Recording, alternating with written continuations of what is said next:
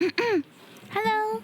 Good afternoon, guys. Wait, afternoon. No, good evening. It's already evening. Okay. Hi. Welcome in. I'm so sorry I took a while.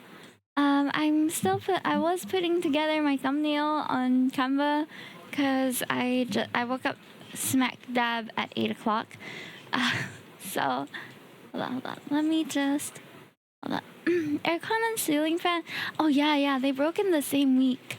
We already got the replacements, but if you want to help, cover cost, please help. Okay, we were also talking about, I was talking with my husband about the new Halo bundle, because it has reduced price by a lot. Now it's like, $15? So he bought me the Halo bundle. So I'm now thinking, oh man, I know nothing about Halo, but now I have to play it. So in October, we're going to be doing some Halo, I suppose. Okay, let me just get all of the stuff together. Is the YouTube stream working? Are you guys able to see it? I realized last stream that I set, not last stream, 2 streams ago, that I wasn't getting any views because I set the stream to private. I didn't even know you could do that, because who would stream to private, right? But anyway, yeah, I had it set to private because I was editing some other VODs previously, and then somehow it saved that as one of my settings, and it was a little bit embarrassing. The entire time I had no viewers, and I was like wondering why, until I went to check the status of it. I was like, oh, okay. But if you want to check me out on YouTube as well, I'm over here. If you prefer the viewing experience there. Wait, where is our little stream avatars? There they are. My hinge bunnies. I almost forgot where you guys were. I'm on my little edibles. Hello. All of you have your own little hench bunny stream avatar. If you would like to edit them, we have some accessories and different clothes and facial features that you can find in my About Me. It should be one of the extensions. It takes a while to load, but you should be able to find it. What does this do? Oh, so last stream I was trying to clear some of the redeems we previously had. So yeah, that one. Okay. I'm trying to find the trailer to this because I haven't watched it in full. So I'm going to be filming my reaction to the Love and Deepspace trailer before we play it. This is the first time in a while that I have not pulled first, and we're going to be pulling on stream as well. So you guys will get to enjoy the hype with me, and then we will try to play through it. The mysteries are typically quite long, so I think it's going to be a pretty long stream, guys. I'm strapped in. I have my water. I might need a break in between. But yeah, Jalen, let me know what you would like for your sketch as well, so that I can also add it to the queue. I have a little queue system, which I don't visit often, but I need to use my Trello more so that I can track my stuff. I used to use it quite religiously until there became more commissions to keep track of, like a lot more commissions. And then I just started clearing them as soon as I got them, and then I didn't use Trello as much because I didn't leave so much time for it to, I don't know, wait. Hi, Romeo, welcome in. So Jayla, let me know. Whatever you draw, I'll take it. What the? Really? That's very sweet of you, but that makes it a bit hard for me. Okay, I'll see what I can do. Okay, how can I add? Am I not logged into the right account? Give me a moment. One sec. Looks like can I not, like, okay, I'm logged into the wrong account. Okay, I will just remember that you have a sketch. Okay? Damn, Daryl! Hello, nice to see you. How are you? By the way, guys, I am, oh, did I put my, booth details that I'm doing this weekend? I don't think I did. Hold on, please. Let me, take a look. How can I...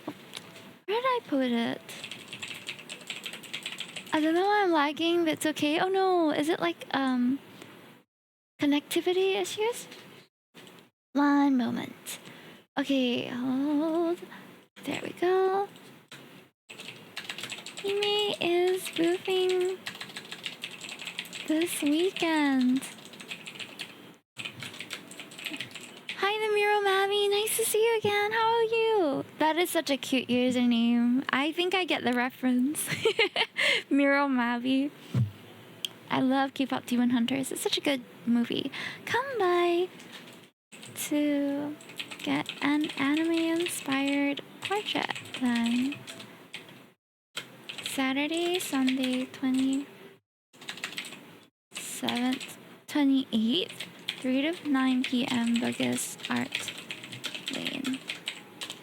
Okay. Let me just pin that real quick so that I don't forget. There we go. Alright. So I found the trailer and I have finally put in the Jalim's art redeem anything. Okay, it has been saved. Lovely, lovely. Okie dokie. I'm ready, I think. I think I'm ready.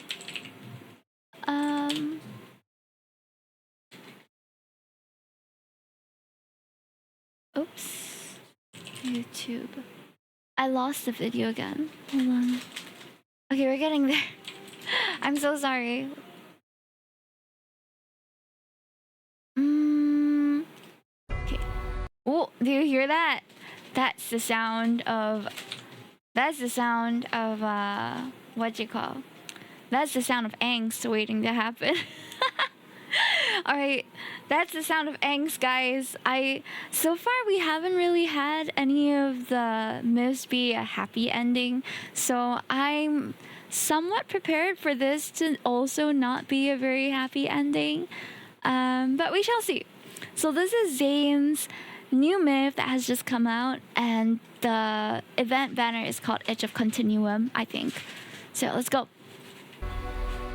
The everlasting god of Niava, who shatters the balance of fate and pours forth all power to shield the newborn world. Your injuries. This is your resistance against me. There's a pool. Wait. Okay. Story, important breathing, heavy breathing. Another deity of Niava, hear my supplication, heal my wounds, and bestow upon me your power. Who's asking? I have answered your pleas and your desires. Whoa! Wait, what? What's Seek happening? help from the gods. You should let the gods hear your supplications. Oh, okay. The text is going way too quick, and we're jumping right into it, chat. Like, I was not prepared to immediately be pinned to the ground, but okay. Feel this and remember what I'm giving you. Feel what? What is he giving us? Your ritual. Whoa. Is he not wearing a shirt with that? It's giving Sea God. Oh, okay. Whoa. Okay, I can't even be bothered to read the text anymore. What is going on? I feel like I shouldn't be watching this. Am I interrupting something? What was that? What was that? Names will be carved together. Whoa! That's either a whip or a leash. Either way, this Zayne is a freak, chat. What is going on? What happened to Zayne? I'm seeing a little bit of like golden tattoos on here as well. So, interesting. I like the gold streaks in his hair. Okay. This is overtly, they are doing something, that's for sure. They are connecting. Whoa! Oh, what the? I thought that was part of the lovemaking sequence, and I was blown away. Like, whoa, he's aura farming in the middle of all that? That's crazy.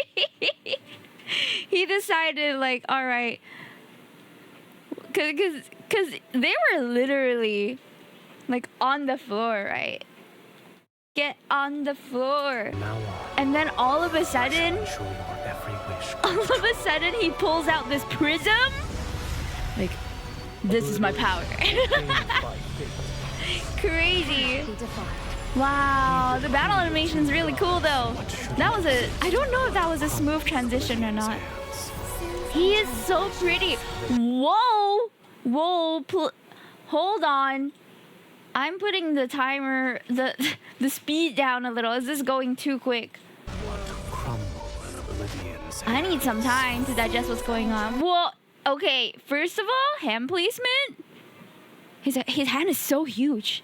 Whoa. And look at us reaching up to, I don't know, dispel his blindfold or something. Whatever material that's made of. Is that a bow? Struggling is a futile endeavor.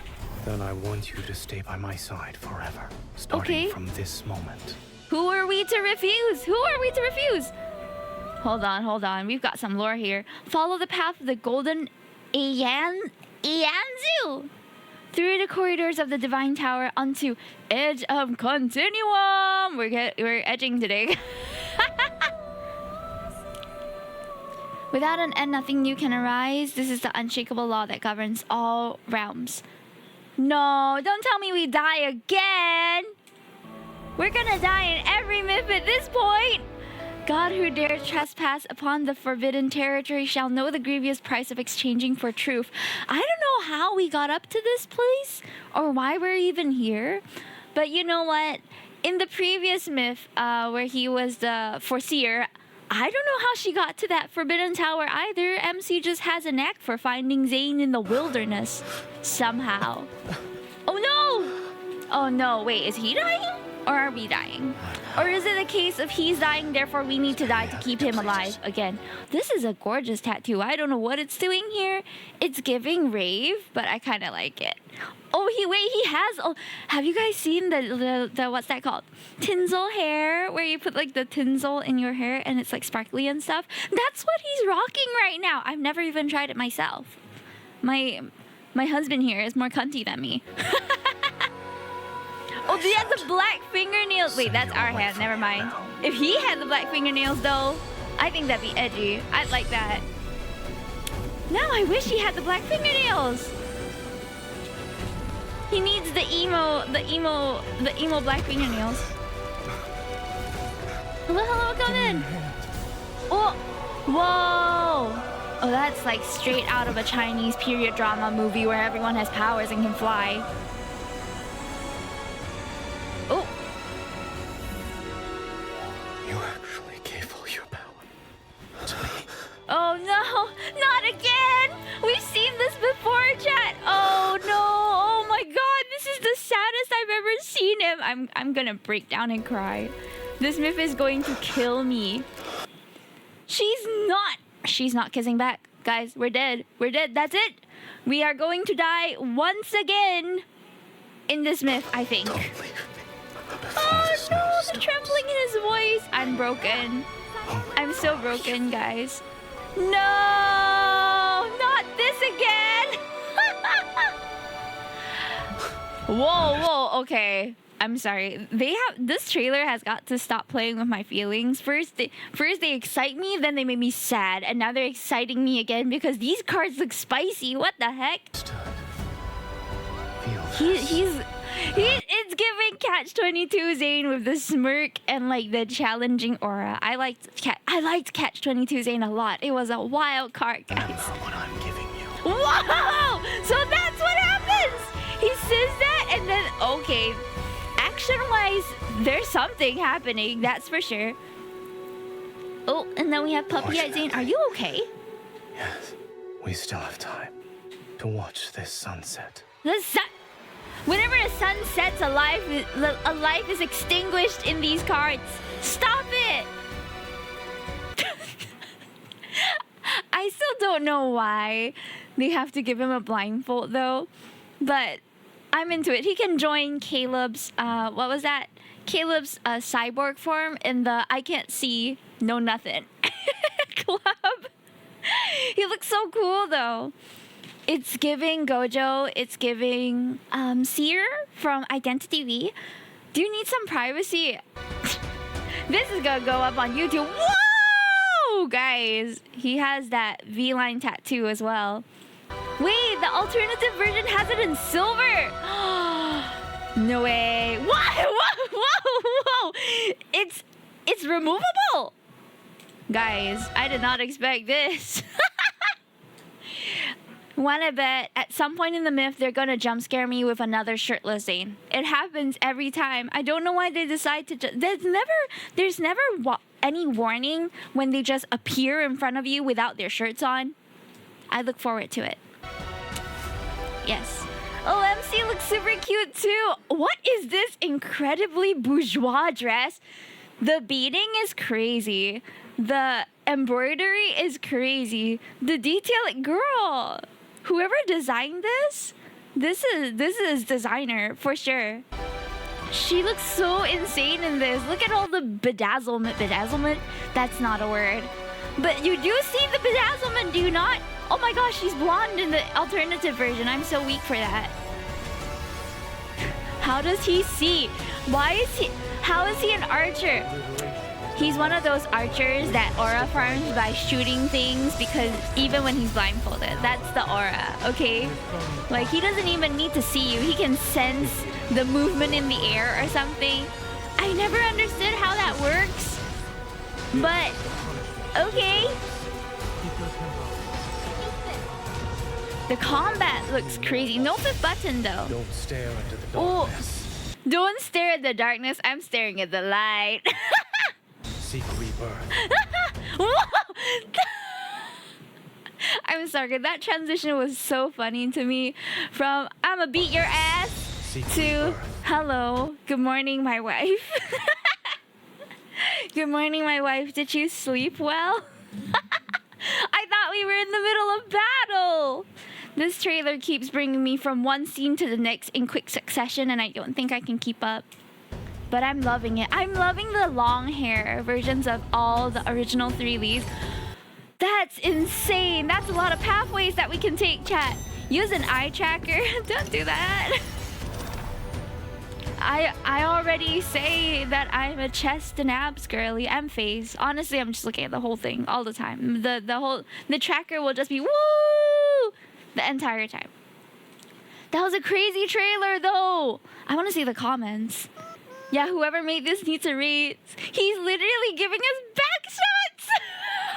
He did. He absolutely did. I love it though. Can we talk about the blindfold he has on? So freaking cool. I told you it's the aura farm, guys. Ah, the god of annihilation. Has someone already made a, you know what I mean, joke? I'm sure it's out there. I'm sure it's out there. Twitter girlies are so thirsty for the lees. So am I. I get it, girl. But I'm not saying it. You're saying it. I'm ready. Are you? All right. This is the end of the recording for those on YouTube. Guys on Twitch, can you say bye, YouTube? Bye. Today is a comfy stream. We don't have that many people. Well, I'm saying bye to you even if no one else does. Goodbye. All right. So let's pull, shall we? You already know. I have to.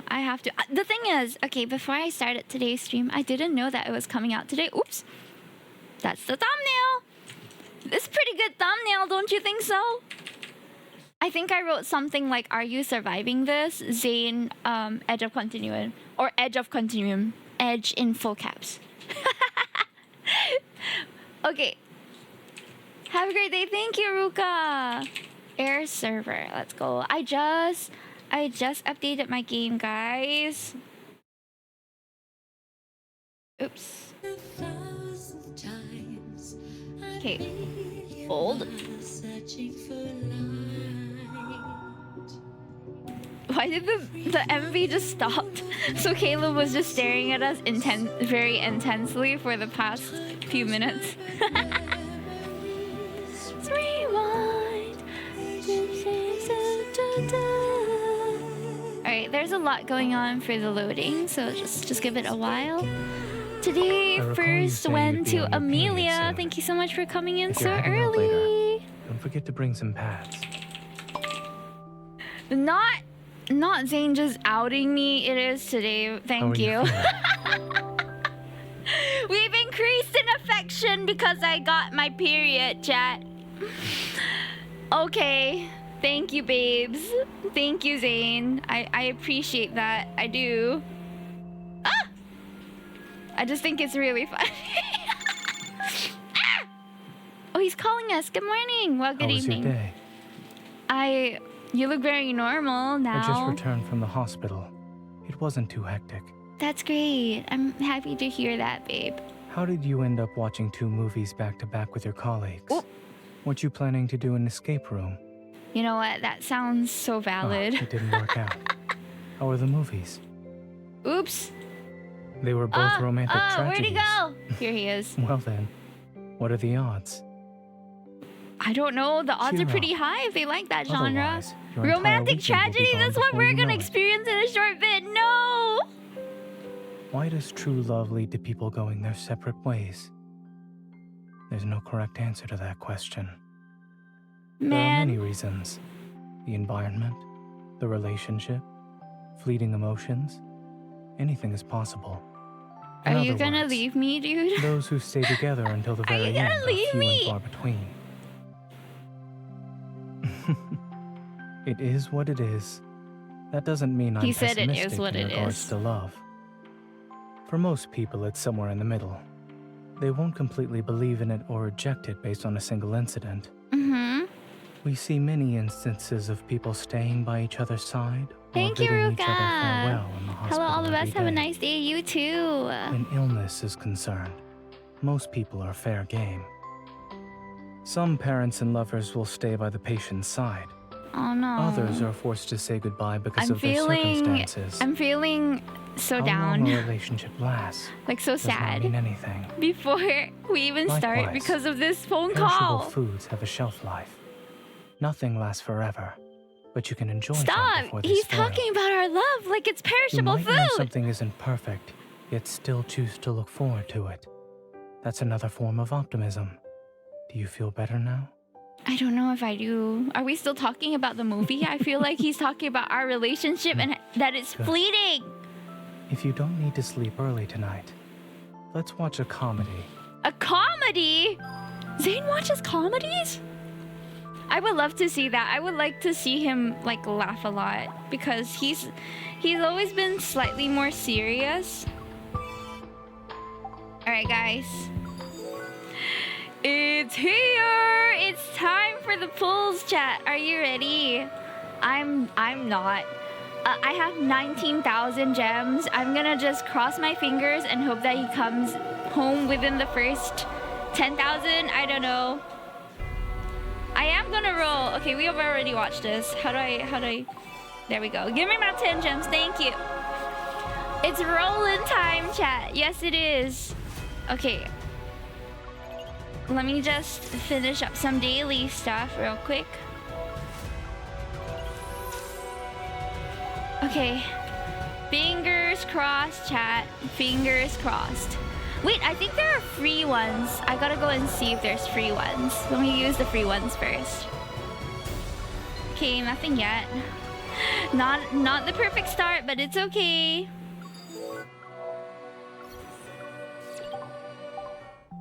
Okay, let's see the event here. Oh, don't leave me. That's take my Gotcha blessing. Okay, I will. Okay, hold on. Let me just do the side quest thing to share real quick because it shows my Facebook, which I should not which I don't want to show up here. Okay, there are a few things that we can do first. Event tasks. Exploring. Okay. Oh, wait, why is there a pyramid? I guess this is the event thing. Ever since Zayne gave me the principles of medicine as a gift, Niava is no longer plagued by frequent outbreaks of disease. Oh, so we were given like the knowledge of medicine. Afterwards, Zayne continues to give me gifts that are in essence civilization itself, and so Niava is no longer shrouded in darkness as it enters an era of growing prosperity and glory. The tension that existed between Zayne and me when we were always on edge, ready for conflict, has long since disappeared. We now completely trust each other. That's sweet. Though we haven't played the card, so I don't know what actually happens. But it seems like the premise of this is that they work together to build up a civilization, which is really cute. Stars shine in the night sky, the moonlight gently bathes the quiet streets. After pushing the last overly energetic sheep back into the pen, I look at the little sheep running around and frown. Locating these sheep in the valleys outside the city wasn't difficult. The troublesome part is, by the time I finished shearing all their wool, the morrow would have arrived. I should have asked Zayne for his assistance. He looks so gorgeous! My goodness, these contrasting colors. For what exactly? Ooh! Not the nip-nop just peeking out there too. I love that. He's so shameless. Someone was awake in the middle of the night, and she grabbed her sword before leaving in a hurry, looking all fierce. I'm here to see what you were up to. They're the rambunctious ones here. I point at the sheep in the pen who are charging and restlessly bumping into the wooden fence. I was outside the city this morning when I heard a young shepherd cry. The shepherd said the flock was lost and the wool couldn't be delivered to the weaving shop in time. In other words, a passing deity heard the prayers of her people. A weird deity too? Only half of the prayer has been answered. I need you to help me intimidate the flock for the other half. This favor you're asking of me is rather unusual. I move behind Zayne and push him closer to the pen.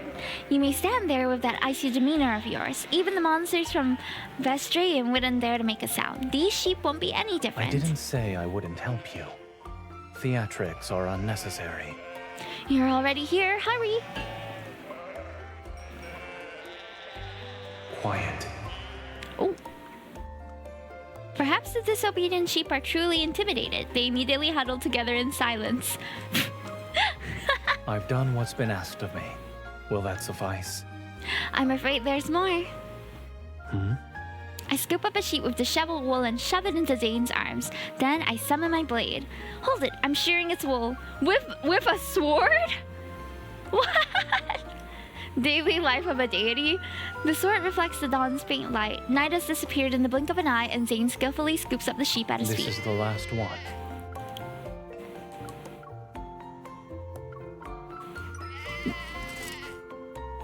Hold on, I missed that. The glade glides past the sheep, yet the thick clump of wool remains. The sheep, having escaped its fate, struggles. Zayne bends down to release it, then he runs his fingers along the blade. It's dull. Sometimes. It's dull? The softer something is, the more powerful it becomes. Sharpening the blade won't be difficult. However, if we go to the Divine Tower, you'll see that we've run out of the necessary materials. Aw, man. I remember the rare ores and spring water. You brought them back some time ago. A thought flashes through my mind. Why don't we collect them together this time? The required materials are in various locations. Some places can only be reached by foot, and the trip itself will take quite a bit of time. That sounds like a nice holiday, I heard honestly. your divine statue is about to be completed, and there shall soon be a celebration. Shouldn't you stay in the Divine Tower? Assuming we combine our strengths, we can make it back before the celebration. Seeing that Zayne still hasn't agreed to my proposal, I sheathe my sword and grab his fingers with both my hands. I give his hand a good shake. Oop. Let's go together, Zayne. Act cute. Yes. No way, is this the card where he gets full on freaky from the back? This one is the event. We haven't pulled the cards yet, so I'm still pulling them, but I just have to get through the event first. Let's go together. So even the goddess can resort to such methods to ensure she gets her way. He's a god and we're a goddess in this one, which is cute. I let go of his hand, stand on my tiptoes, and raise my head to be even closer to him. And lie to me then. Did it work? Yes. And Aww. It only works on me. Oh. And it only works on me? He doesn't want us acting cute around nobody else. I like that. There's so many pathways. What do we do? I guess we just click one. When I walked through here a long time ago, the salt marsh had yet to form. The water here is crystal clear now. It's like a mirror. Mirror, oh mirror, who's the most powerful deity in Yava? You. What an honest, clever mirror. Who's the most passionate deity in Yava? You. Who loves the deity the most? Lying is forbidden. Come here, stand next to me. Can you see who loves the most? Who loves you the most in the mirror? Ah, MC in this card is so cute. A certain person seemingly can't walk past some right dates. What do you mean by can't walk? Are you referring to me or the person on my back? Yes, I'm the one who wants the dates. Are you satisfied now? Oh. How do I do this, chat?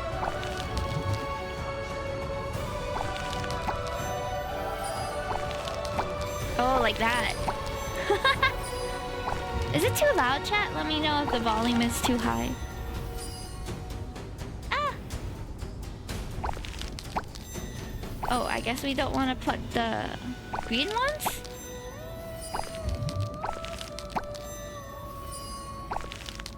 Got it! Yay! That took us a while. Goal achieved. You carried me for so long. You should have the plumpest fruit. Your people will offer the finest goods to the goddess they cherish the most. I will as well. Aww.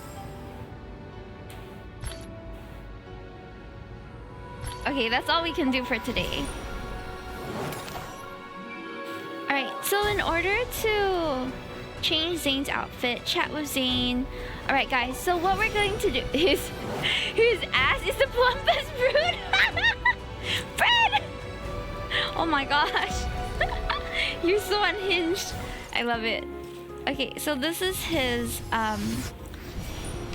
the battle mechanics for the new card. I'm just going to play it so that we can get the extra diamonds, and then I think we can also unlock some of the missions so that we can get a few free pulls, okay? So that doesn't go to waste, because the prize pulls are always for this banner only and you can't carry over to future banners.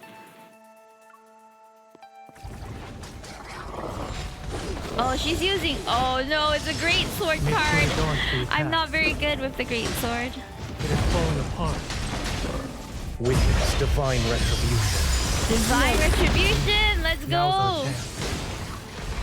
My turn. When the beast still fights. Be careful. Victory is within reach. Okay. Make sure to dodge the attack. Don't let your guard down. Don't stare into the darkness. Seek rebirth. Yeah, I got those already. Eat this. But I'm just trying out the battle mechanics too. I haven't played a great sword in a long time as well. Hold on, it's very loud, isn't it? Eat this. Hi, Bersaka, welcome in. Oh, the prism! The aura farm. Wait! He gets rid of the cloak in this? Why? The decree of two gods. I didn't expect him to strip for the ulti. What the heck? Divine retribution. That's so funny. I thought he would just be wearing that cloak all the time, because, you know. Well, I thought wrong. Aura farming and goon farming is crazy. It released the recovery. Oh wait, there is a fifth button. What does this do? Oh, it's this one! They can't be hidden. Aim Ooh. for its witness divine retribution. No sin shall be forgiven. Wait, where'd it go? Oh, that's the last one. Okay, guys. To act against the natural order. Comes at a price. I need you. I'll give you what you seek. Witness divine retribution. No sin shall be forgiven. Impudent. I'm guessing the state of his clothes also just depends on whether he got injured or not. Fights. But I don't know what are the factors. It just seems like it follows Witness divine whatever retribution. status is he's in is what he's Bring it on. gonna be wearing when he ultis, which is super funny.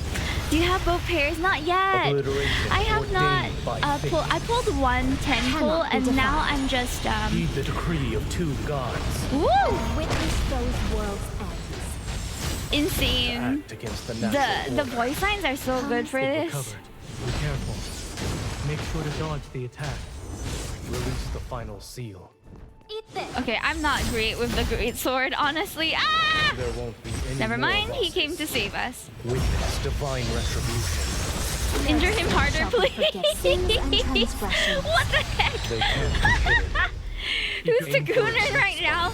Watch out. I'm okay. Okay, we're Let's take it good. down first. We won. You crushed them. I have not got either of them, but we're pulling today. So I'm just trying to get the free pulls first, since there are some free event pulls. Oh, okay. We got the finale's ache, whatever that means. This is the wife card. This is like his wife face. I love it. Okay, so we got some gems, companion rehearsal. Let's get our daily activities and then do the stuff like a snapshot, an outfit, and chat with Zayne, because he's on our homepage right now, albeit in the stupid glasses. How are you feeling today? Some people feel uncomfortable during their period. I am on my period, so they're just telling me how to take care of myself. Okay, not Love and Deepspace outing me to the entirety of Twitch that I am bleeding right now. But down there is not the only place I'll be bleeding at the end of this stream. My heart's gonna be bleeding at the end of it. I can feel it. Come. Oh, I should have changed his outfit first. He always looks so silly with the sunglasses. It was all right. You should practice some more at the cat cafe next time. All right, let's change his outfit, chat. Oh, we got his. Oh, this was his birthday one. Oh, the casual comfy outfit is so hot on all of the leaves. But I think... Let's see, what else does he have? We have the... I open-minded jacket. Whoa, we got this, which I forgot about. This is his classic one that I quite like. But you know what? Just for today, because he's showing a lot of chest in his new cards, let's also put this on him. I've got a lot of new accessories that I just never used. Did I give him the... I don't know if I gave him the hair. Hold on, let me see. Hair. Oh no, I did. Oh, the Eternal Weave looks insane on him. Whoa! His hair is prettier than mine. Damn it. The mullet looks really good on him, but I think I didn't unlock it. Okay, well, let's just apply that. And then let's take a quick photo with him. I feel like I haven't done a photo snapshot with Zayne in a while. I didn't know that Love and Deepspace had a battle component. There's a lot of components to Love and Deepspace that I really like. Okay, duo, me. So how I usually do the background, like that. Aw, look at us, we're like a Barbie girl next to him. So that's what I wore the last time we took a photo with Zayne.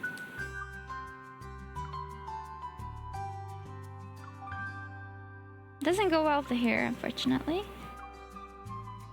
I think this one's cute. Okay. Okay, cute, right? Prince Mooski! He looks so good in the Obsidian Essence outfit. How are you? How are you? Though we didn't do like a summer one. Did I unlock his summer outfit? I think I didn't. Oh, it's probably still in the box.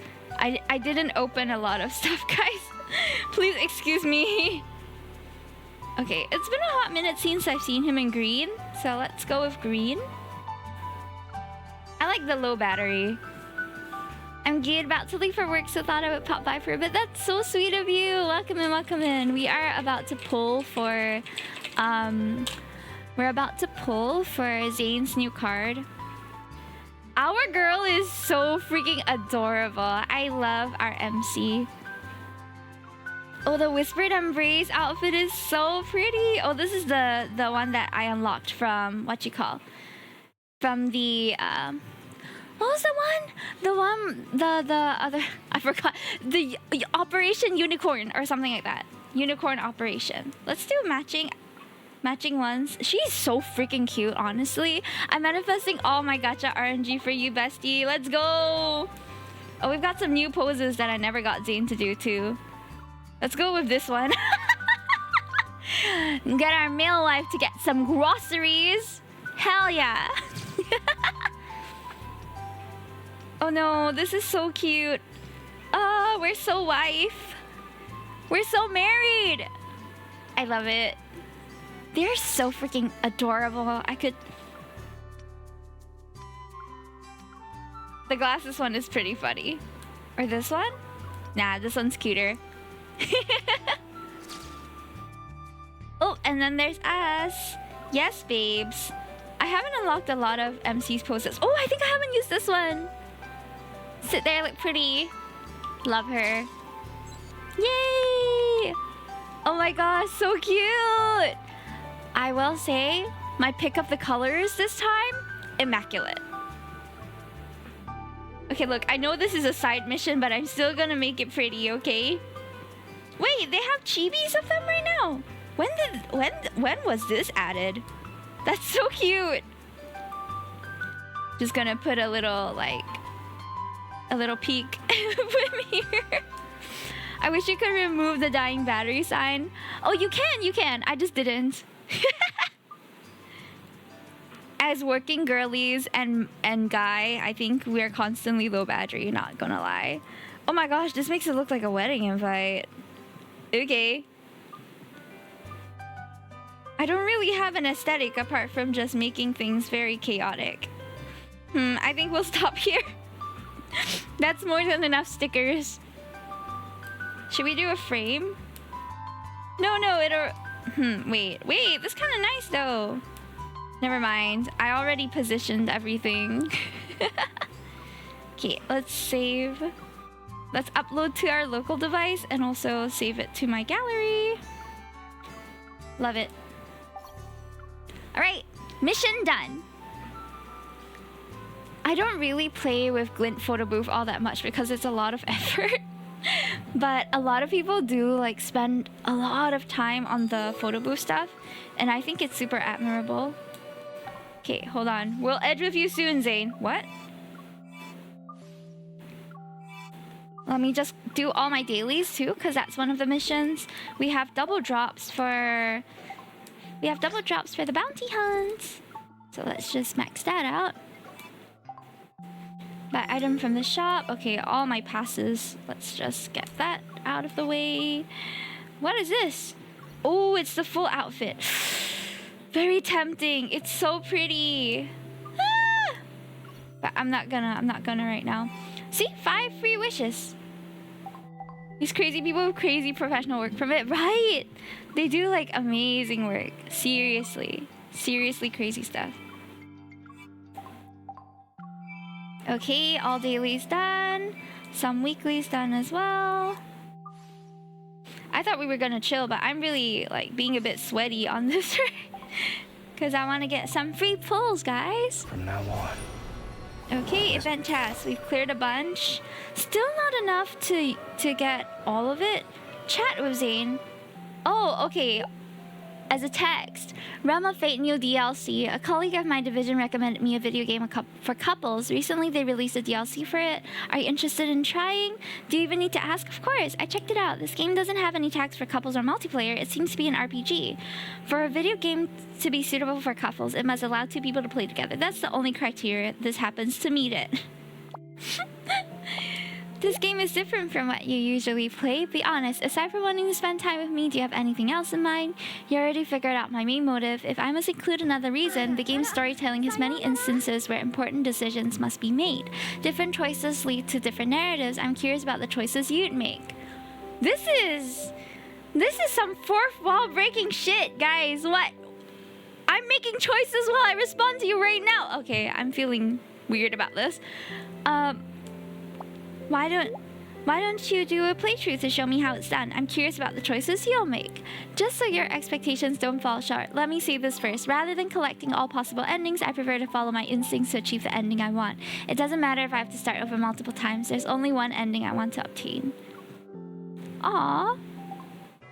Are we endgame? Wait, hold on. To chat with Zayne, we have to send him an emoji, and then he starts a short conversation. Find something to do if you have that much free time. Hello? Okay, done. We can do 500 stamina now too. Okay. Yeah, we can do that. I'm just gonna eat some of my stamina pots, which are going to expire if I don't use them anyway. Wait, what color are these cards? Thank you, thank you!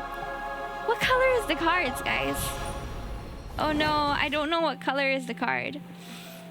Which gem color is it? And then I'll pull for that. Okay, hold. Let's see if we can get one at least. Does it not tell us like which... Can I preview the cards?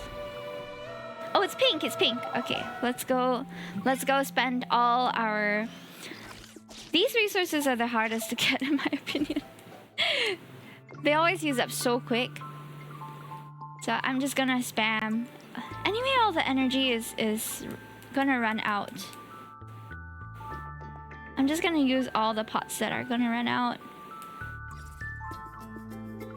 Hope everyone has a fabulous day. You too, you too. Hold on, don't mind me, I'm just hoarding this. I still haven't gotten 3 stars for this just because I've been lazy to do it. Alright. We should have spent enough now. Okay, I think we should be able to get all the free pulls from the event now. Yes! We got it, guys. Now I can pull in peace without thinking that I will waste any of my pulls. Alright, now it's pulling time. Now it's pulling time. Let's go! Let's go! Give me all your gacha luck, chat. Honestly, I'm always doing really badly with my pulls on stream, to be honest. But let's see, okay? Let's see how much time it's gonna take to get all of them. We are currently on our 30th pull.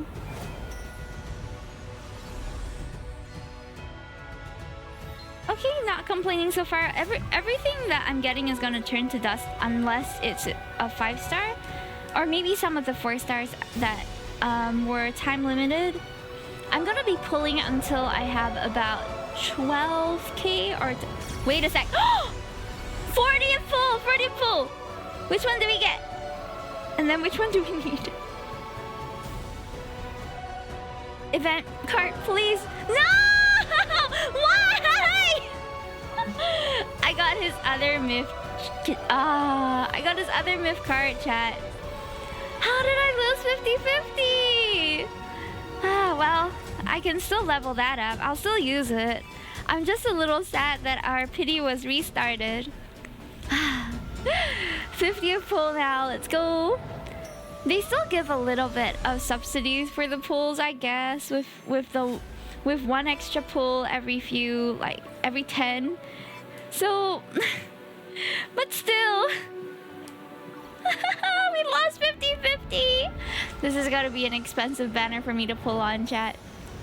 Oh man, I can't believe it. Well, at least we got a 5-star. And early pity, honestly, there's not much I can complain about. It's still early pity, even if it's not the card that we want. Oh. Okay, we're not there yet.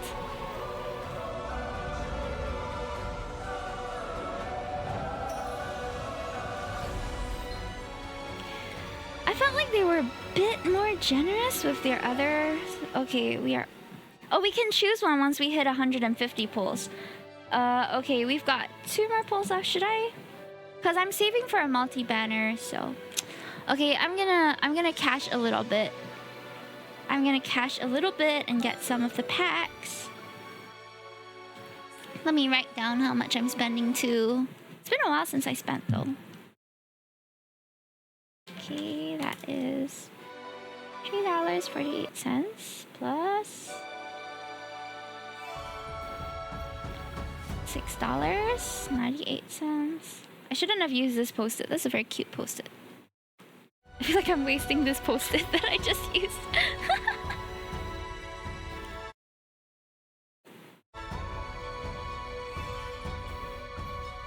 Okay, I'm gonna maybe top up about 30 pulls worth so that we can pull and make sure we get to pity first. 698, 698.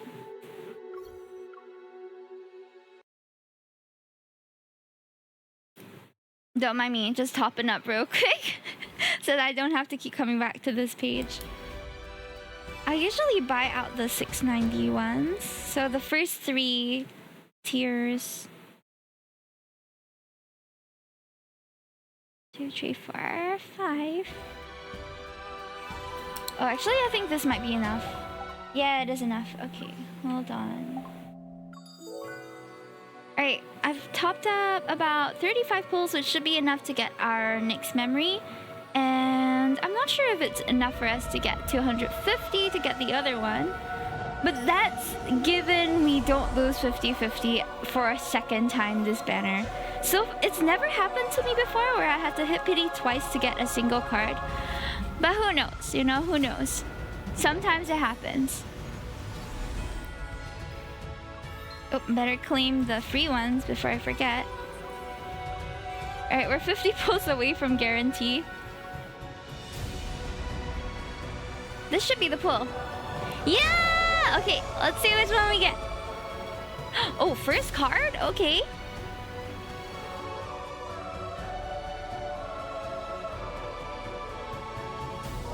Ah! Okay, we've got the first one, Diviner Stillness. Oh, nice. We have another Zayne 4-star. The visuals are very pretty for that card. Did we get another one, perchance? No, okay, we got one. Not bad, not bad. We are 40 away from picking, so we'll just keep pulling, I guess. 1 sec.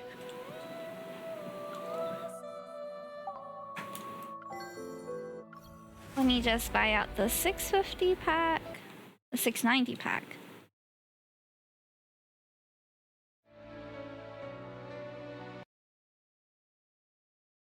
Okay. I wish it was a little bit easier to purchase them.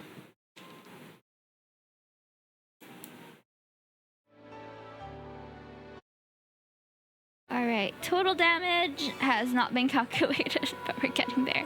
We have 19 pulls. Oh! No way! Early pity again? Silas? No! How many times do I need to lose pity today? Night plumes. Okay. Oh! Second 5-star! Is it the one we need? It is! We got it, chat! We got it! That card looks insane. I think that's the freaky card. 2 in 1! Let's go! I haven't had this happen in a hot minute. Yay! We're there, chat. Ah! He's home! And now begins our 3-hour journey to play through the myth. We're at 111. Okay. Wow. Hooray! I didn't even need to pull all the way to pity, which is great. We have all of it, so we're gonna stop here. I think we should maybe later, because for all we know, we might have some additional stuff. I'll pull for the rank up probably later. Ooh, this is a nice card too. So pretty. Oh my gosh. Why is he so gorgeous in this event? Let's get all of it. Now we gotta save up for the 5K one. Okie dokie. It's official, guys. We got it. We got it. 1 hour into the stream today, and we have managed to get it. Let me just calculate the... What's the damage? What is the damage today, chat? We have 690 times 5 plus 690 plus 348. That's not bad. We spent about $45 today. 45.36, which is okay to get. I got like 4 5-stars from losing pity.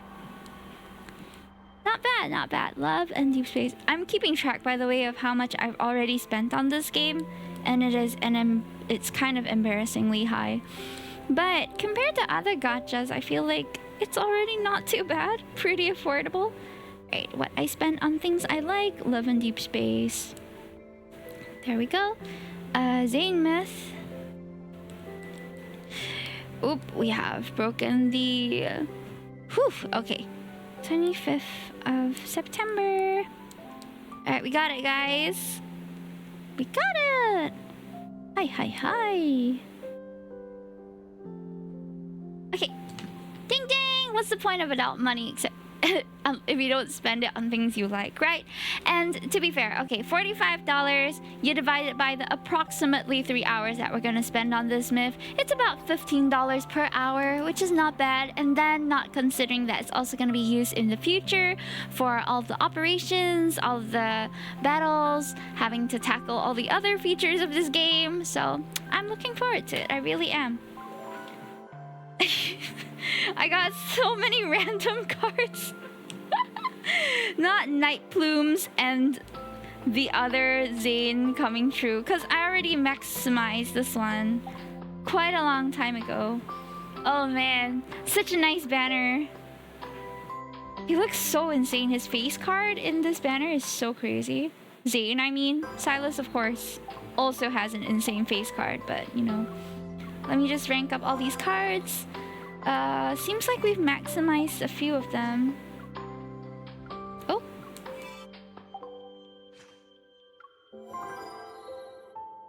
Alright, just doing some inventory management here. Alright, we're good to go, guys.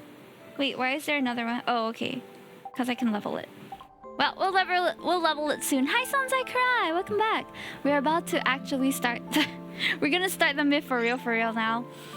What is the timestamp? We're at 1 minute and about 2:10. Okay, this is for timestamping on YouTube so people know when the card actually starts. Okay, let's go. This is going to be a journey. Secret chapter. Before the end arrives at the edge of continuum, I wish to see you one last time. This already sounds like it's gonna be depressing. I don't know if I'm ready, but we're going to go for it anyway. Strap in, guys. This is likely gonna be at least 2.5 hours. Cold, mysterious, and desolate. Between the skeletal, jagged mountain ridges, 7 colossal gates rise in layers. They reach the heavens. Here lies a forbidden realm where even the dead may not tread. At the end of seemingly frozen time, it welcomes its first visitor. Us? Is that us? Okay, I'm gonna turn off the Nico overlay. Okay. You are a supreme Oh, it's deity, him! the embodiment of annihilation and divine punishment. You possess unparalleled wisdom. He's serving body and brains. I'm so here for it. Turn back. Do not set foot in Everlost where returning is impossible. You mustn't become one of those lamentations who are restless for all eternity. The Creatio Stone from the Primordial Creatio Age. Stone. It lies in the Netherworld, beyond the 7 gates, yes. You already possess supreme power. Why do you still seek the authority of creation? Beyond the 7 gates is a land where neither the sun nor the moon shine. Not even life and death can reach it. That's what they call my nether region, the place where the sun does not reach. Your hands may be capable of bringing about the destruction of countless eons, and your divine gaze may see the end of time. As I'm watching this, Yet once you Scarlet, set hello, foot in yes, this we realm, just pulled it. So your now we're divine finally authority starting the and story. radiant It's gonna be glory at least will 2.5 turn hours, into guys. So flowing strap sand. in. I'm trying to see what are the inspirations price is behind his insignificant. design here, because there's so many elements to it, right? Like I'm seeing the beading, I'm seeing the sun motifs, I'm seeing some other like intricacies in his outfit design that I'm just curious about. Enjoy, I really liked it. The thing is, when I planned today's stream, I didn't even realize that it will be coming out today. So when I realized, I'm like, oh, okay, it's not gonna be a 2-hour chill stream. It's gonna be 4 hours of angst stream. His steps no longer falter. The god crosses the threshold of the first gate and allows the surging waters to devour him.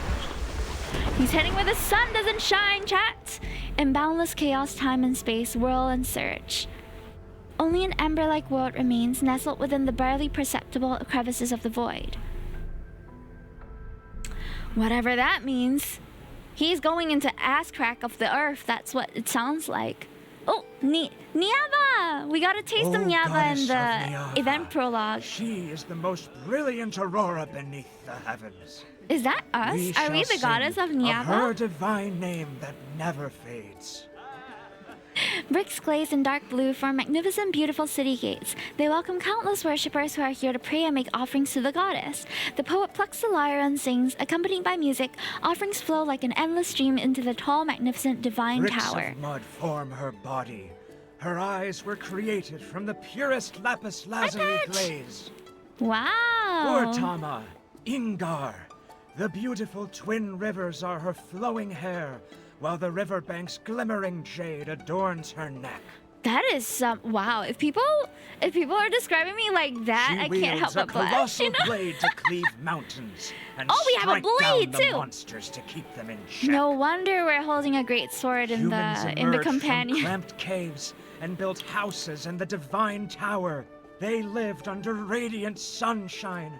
That's us! Oh no, what's going on? The earth trembles violently as an ominous black mist emerges on the horizon, its menacing claws stretched towards Niava. We were just celebrating! What's going on? In the blink of an eye, dark, heavy clouds fill the sky. Fierce gales whip the river water into turbulent waves. No! We just got here! Run, everyone! The monsters have returned! Hi, Jello, come on! Chaos erupts at the city gates as people scatter in all directions. They flee to take shelter. Goddess of Niava, please accept our most sincere offerings. Please protect our homeland from the... Stop singing! Oh no, the young man fleeing for his life grabs the poet and his instrument before running towards his house. A ray of light materializes from the top of the divine tower. It transforms to a golden arrow that tears through... Oh gosh, it's going so fast. That tears through the clouds. Against the direction of the fleeing crowd, it rushes toward the distant horizon with the force of thunder and pierces the churning black mist.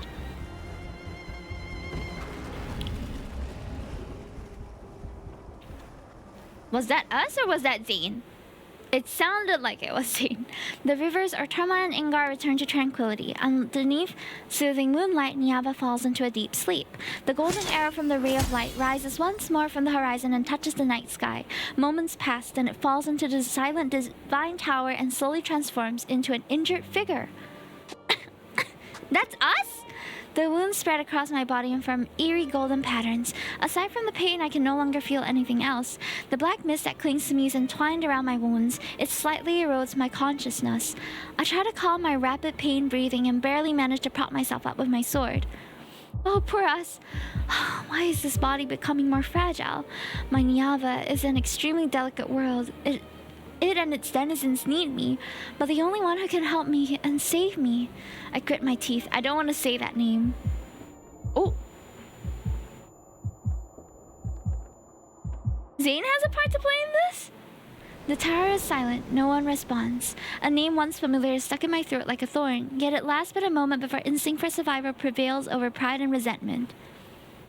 Zayne! Brilliant radiance containing swift, insurmountable power ripples outward. The biting wind cuts my neck. Why is the text going so fast? The pain stings. I have told you many times, the Vestrayan is not a place for the living. You shall never get the chance to return should you cross the thorny barriers again. You know my connection to this world runs deeper than blood, and yet, why do you want to destroy it? Ugh. Dizzy and in pain, I collapse, but he catches me. The resentment and blame in my heart haven't subsided, but a louder voice drowns out everything. I need Zayne. Only he can heal my wounds and free me from this terrible suffering. Snatch off! Yeah! You... Even if you want to destroy Niava, you still belong to me at this moment. Obey me. I need you to heal me now. We're so feisty. Why? What's going on? Forcefully wrapping my arms around his neck, I bite Zayne's lips. What? Give me. I want your power. What? Between us, there is nothing but endless taking. She's so funny. She just went, She went,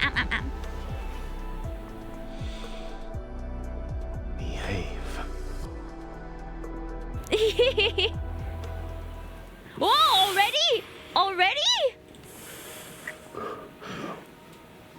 Whoa, okay, there's undressing happening. What am I watching? What is going on? Is this how she heals herself?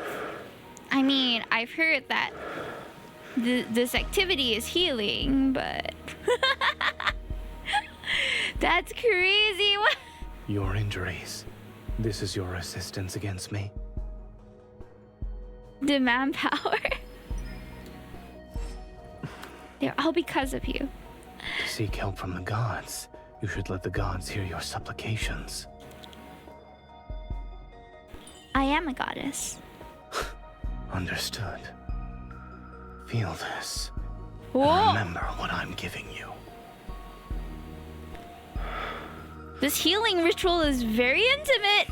Whoa, it's glowing! The floor is glowing! What is happening? It hurts, but his power keeps flowing.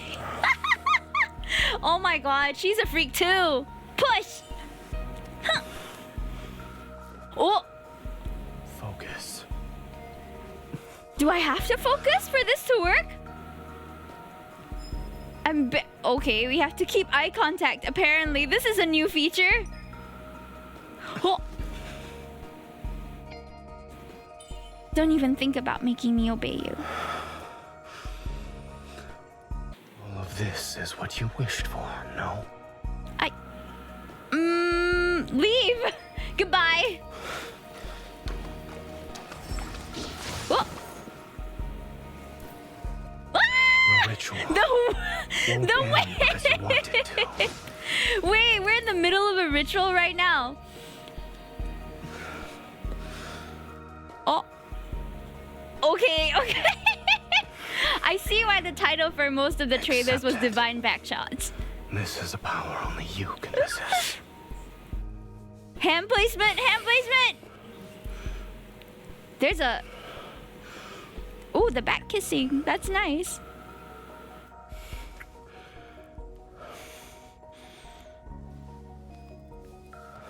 So, hold on.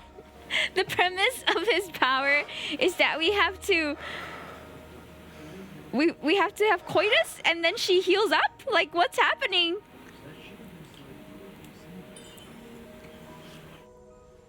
Ooh.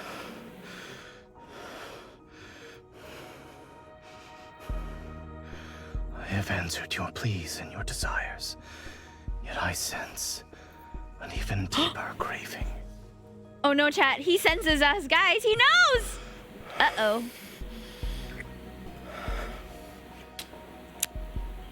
I can't tell if MC wants it or not in this card. I genuinely can't. That was the first chapter.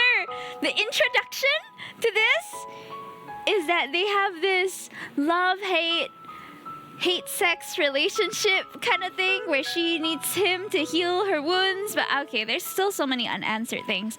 She's a goddess, but she's also someone who's alive. Like, what is going on? Okay.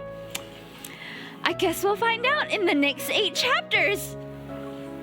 That was shorter than I anticipated, though. Usually the first chapter is the longest because it's like introducing the whole realm and how this world functions. But we went straight into the spicy bits in chapter 1, it seems. The last ray of heavenly light is about to be devoured. In this world where even death has long since vanished, the final judgment is nigh. Only embers burn as if to represent this world's final breath.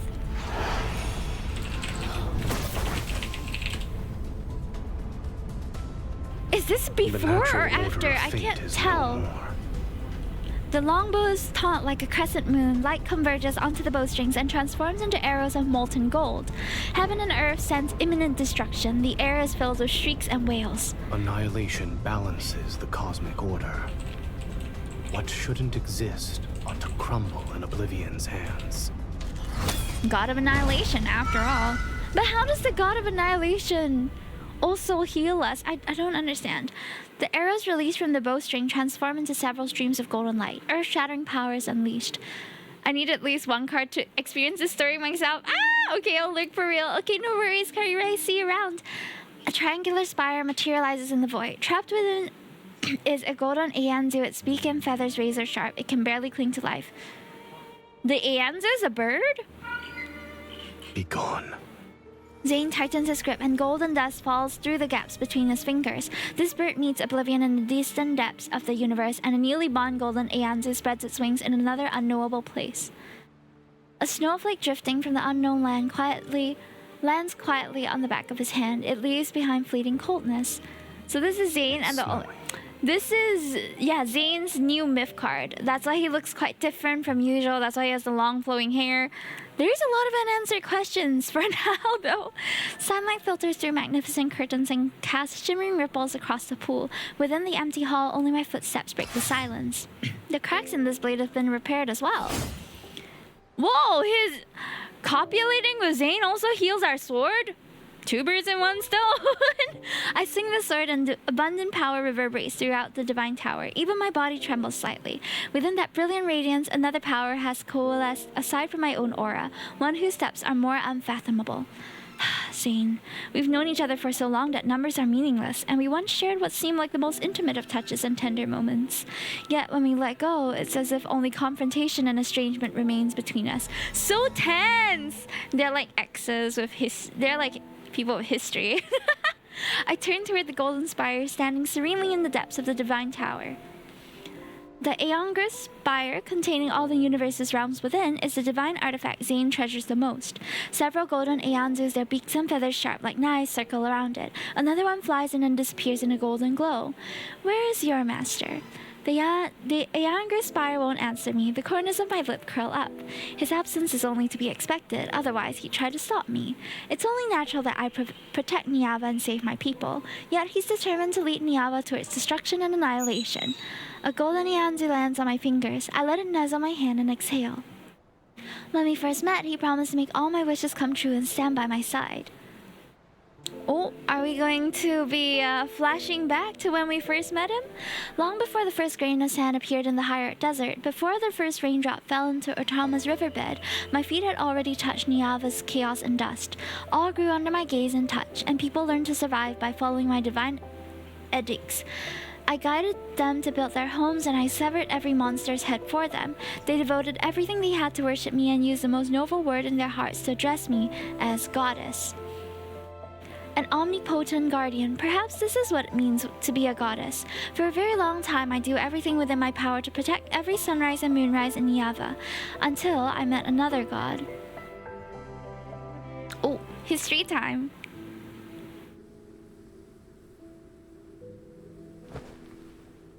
Have you thought it over? I jumped down from a boulder. The god whose name is Zayne withdrew the Aeongrus spire. His expression was colder and harder than stone. I have declined your offer more than once. I shall not carve my name upon your destiny stone.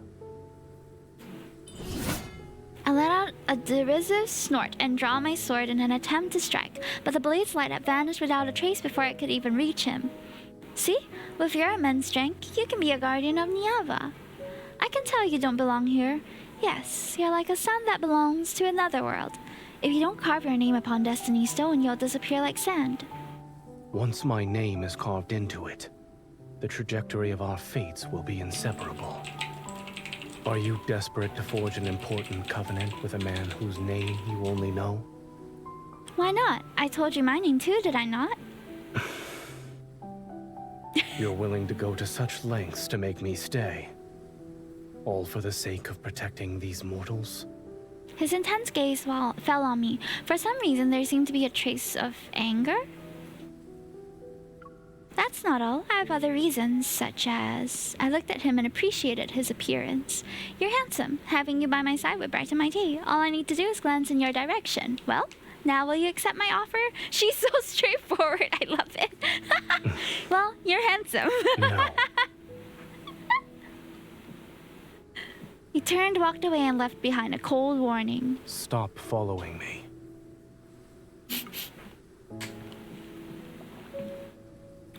Of course, I had no intention of listening to him. In this land, people passionately pursue what they desire. All of Niava belongs to me, and Zayne will be no exception. He's standing in the same realm as I, after all. But before I could catch up to him, an unexpected battle left my body severely damaged like never before. It was also then that I realized my body would deteriorate because I fought. There would be a day when I perish, and Zayne was actually the only god who could provide me a succor. A secor? A successor? What does that mean? S-U-C-C-O-R. S-U-C-C-O-R. Succor. Succor. Succor. Assistance and support in times of hardship and distress. Okay. The season's threads are woven by your hand. The scales of creation rest within your wisdom's palms. I leaned back on the rattan bed and stared at the distant firelight and crowds while humming along the hymns that drifted over intermittently.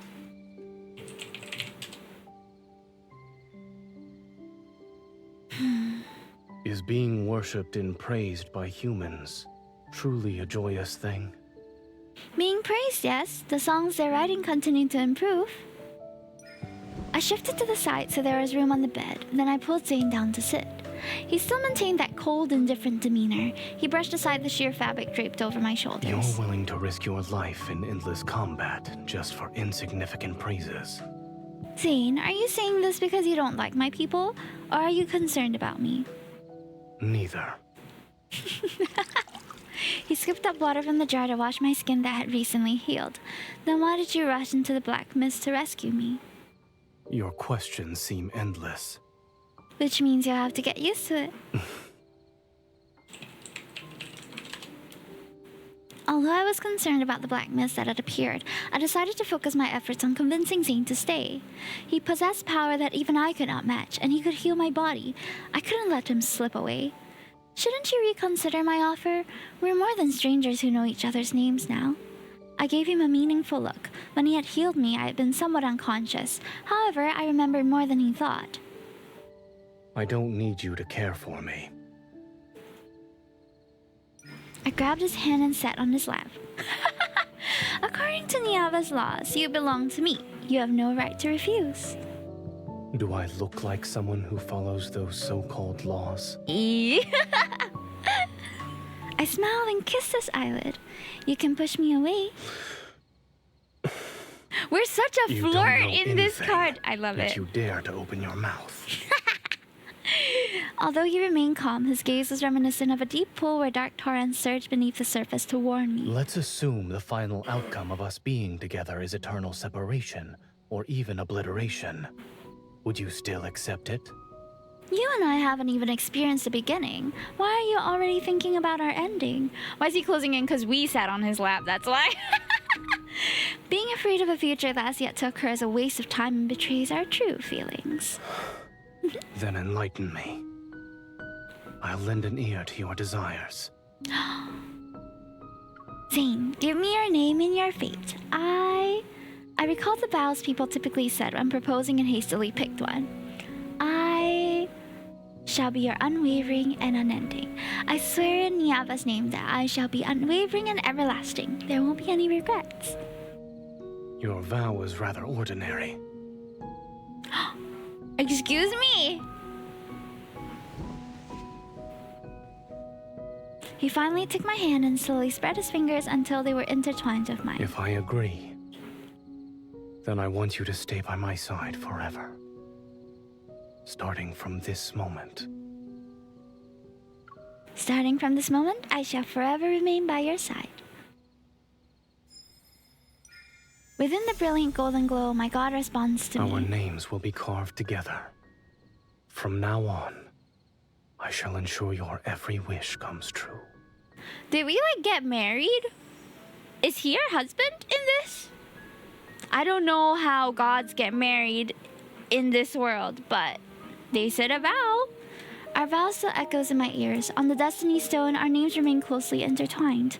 But that black mist, the appearance of Astraean, quickly became the beginning of the conflict between Zayne and me.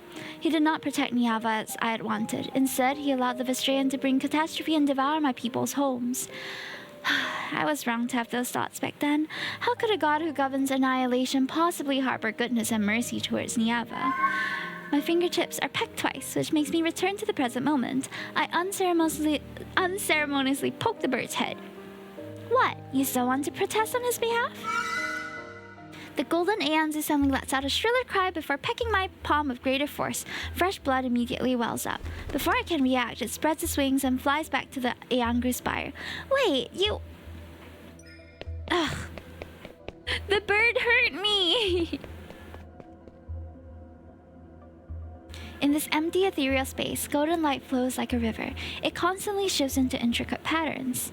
I'm inside the Angry Spire? That golden Yanzu!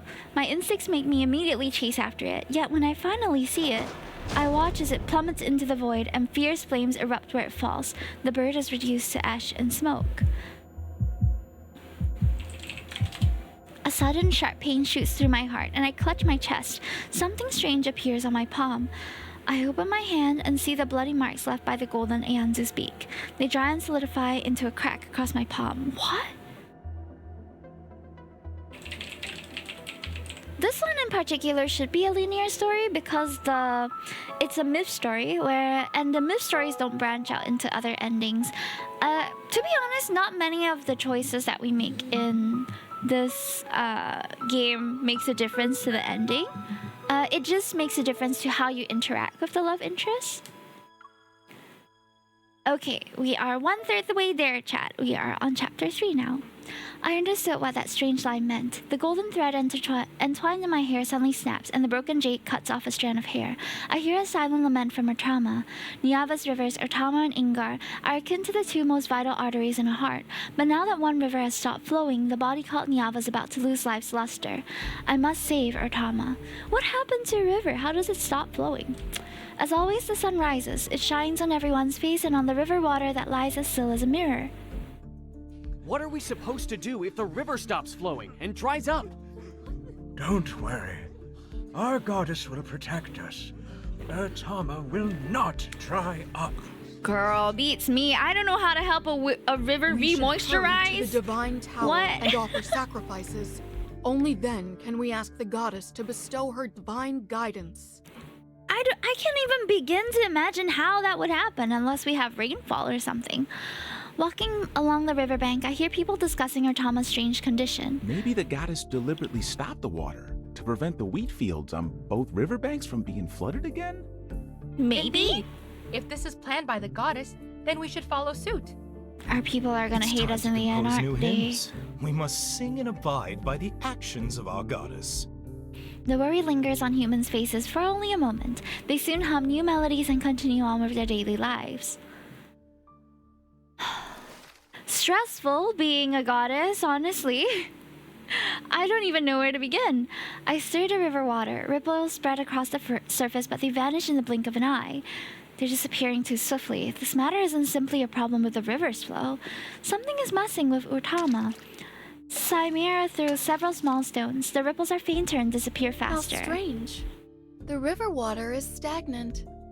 Is this truly the goddess's will? It isn't. At least, I believe it isn't. Chimera is the current ruler of Niava and the only person I associate with. However, I only tell her that I'm the goddess's messenger. I always disguise myself as an ordinary person when I meet with her. The goddess should already be aware of Urtama's condition. She won't let disaster strike. Of course. Everyone in Niava believes our goddess shall give her blessings and protect us from evil. Even the most unruly waters will inevitably yield and obey her. The beautiful ruler respectfully bows. She intends to make me convey her reverence to the goddess. That mischievous mirth I know so well appears in her eyes. I wonder, how is our goddess? Have our offerings of gold and jade brought a smile to her face? She is well. Why do you ask? You've told me before that she is deeply troubled because of a man. Back then, it was because I wanted to break into the vestry, and Zayne and I didn't speak for a long time. It just so happened that Chimera was leading a group of worshippers at the Divine Tower. I couldn't help but share a few things. I didn't expect her to still remember. It wouldn't be appropriate for me to inquire about such matters. I tried to gloss over it, but displeasure and helplessness surfaced in my heart once more. After treating my injuries, Zayne vanished without a trace again, and at some point, he also took the Angru Spire from the Divine Tower. He certainly returned to the Divine Tower, yet he won't even see me. How infuriating. Oh my gosh, they're like a couple at the brink of divorce. They need couples therapy, you guys. But I'll admit, I've never really truly understood him. In addition, I know even less about what he wants to do. That man must be exceptionally outstanding to win the goddess's favor. beautiful roses always have sharp thorns, but everything under the heavens belongs to our goddess. That's right, he belongs to me as well. A mere man will certainly bow down at her feet. You're right, our goddess is omnipotent. She'll never admit defeat in front of him. Yet I rely on him to heal me up whenever I get in trouble. After Samira leaves, I ensure no one is around. Then I cup a handful of river water and blow on it. The water in my palm floats into the air strand by strand. They unfurl into a flying carpet that's soft and crystalline as a cloud. Take me to the upper reaches of Terma. Oh, there we go. Hi, Olo. Thank you so much for claiming a bunny biscuit. Welcome back. Okay, we are at the head of Terma. Mist spreads as the night deepens, and a subtle presence in the wind becomes increasingly pronounced. The closer I get to the source of Terma, the more certain my suspicions become. This presence is the same as what I've been exposed to before. It's Zayne's power. Is he stopping the river from flowing? Several strands of complex emotions are ensnared in my heart, and the flying carpet woven from water seems to sense my restlessness. It speeds up. What is going on? Suddenly, the river's surface, shrouded in mist, is slashed by golden blades as several golden Aeonzus soar. Golden Aeonzus? Zayne is here. They fly without delay as if something urgent is driving them forward. Seeing that I had caught up, the golden Aeonzus cry out as they change direction. They quickly head towards the river's source. As if passing through an invisible barrier, violent winds materialize around me. They stir the waters to create towering waves. At the end of the river source, a monster covered entirely in crystals is entrenched. Strange, chaotic streams of light swirl around its body. Its mountain-like physique is blocking the water's flow. No wonder the river is stagnant. It's hideous and unlike the ones in Vestrayan. The god who's been pursuing it wields his bow as he floats in midair. The mist is stirred and it swirls around his body. Under dim moonlight, Zayne's expression is cold and ruthless. His golden arrows are aimed at the injured roaring monster standing in the water. This is where you shall perish. Struggling is a futile endeavor. Ooh. The severely wounded monster attacks frantically. I quickly leap into the air while the flying carpet gets smashed. You shouldn't have come to this place. Leave. Zayne keeps his gaze fixed on what's ahead. One hand holds his bow while the other traces golden runes in the air. He intends to teleport me away. All of Niava belongs to me. I can be anywhere in this world if I so wish. Over here. Don't give it another opening. I grab my sword and fly to Zayne's side. The monster pivots and charges towards us. Perfect. Let's see how sharp my repaired sword is. Zayne raises his hand and summons the Angry Spire. Brilliant light spills out from the golden divine artifact. A burning mark is etched onto the monster's body. Aim for its weak spot. I see it. My vision is consumed by refulgent light as the power of resonance imbues my blade with tremendous energy. I swing my greatsword to attack. Meanwhile, Zayne's fingertips on the bowstring blaze with a spectacular radiance. The longbow is drawn, its appearance akin to a perfect full moon under tremendous force. Let's make this quick. Ooh, battle couple. Golden arrows carrying apocalyptic power pierce the monster's body. At the same time, my sword strikes where the mark guides me. That should finish it. Something's not right. Violent tremors accompanied by agonized roars shake the lands as the riverbed and area under the monster crumble. The dying beast bursts forth with terrifying energy as if it's been trying to devour the space around it. What? Go. What kind of monster is this? Several golden runes quickly become entwined around my body. They're about to push me toward a distant pace. By some uncanny impulse, I tightly hold onto his hand. Our surroundings disappear like rushing river water during our rapid descent. Before my consciousness is devoured by boundless darkness, I only remember that trace of warmth I'm clutching tightly with my fingers. I refuse to let it go. Where did we end up? What? Bone-chilling coldness washes over me again and again. I curl up. In the cracks between the universe and time itself, golden eternity gaze lands on me. Who... Is that my name? I want to see the voice's owner, but a hand suddenly covers my eyes. There's no need to rush. You need to sleep for a long time. Huh? The cold sensation fades. Warm golden light envelops me. There'll be a day when we meet again. No! No! Forced separation, why? Now I want to know why. What happened? Warm liquid is splashed onto my face. There's a moist sensation and the metallic scent of blood fills my nostrils. I open my eyes. Oh. So this is the shirtless jump scare, guys. If you had woken up any later, you would have been swallowed by the sea of sand. Seemingly alive, waves of white sand slowly rise and fall. They surge toward us again and again. Oh no, this is giving Jet 2 Holiday again, where we crash landed with Caleb on a deserted island, except now we're stuck with Zayne in an unknown place. Looking at the arm around my waist, I lift my head. Zayne is sitting against a black stone about half a person's height. He's holding me in his embrace to an extent. A golden barrier envelopes us to keep the endless waves at bay. Where are we? Inside the monster's stomach? Worse, I'm afraid. Oh no, This he's so place injured.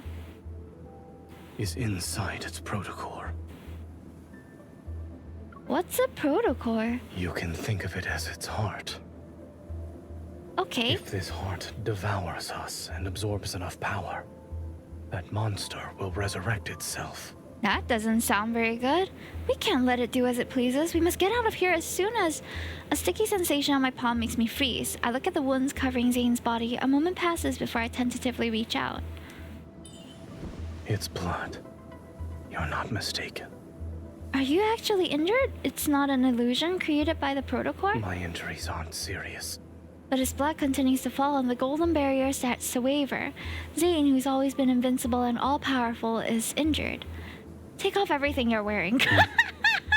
Priorities, girl! We just don't want the blood to stick to his body, that's all. Right?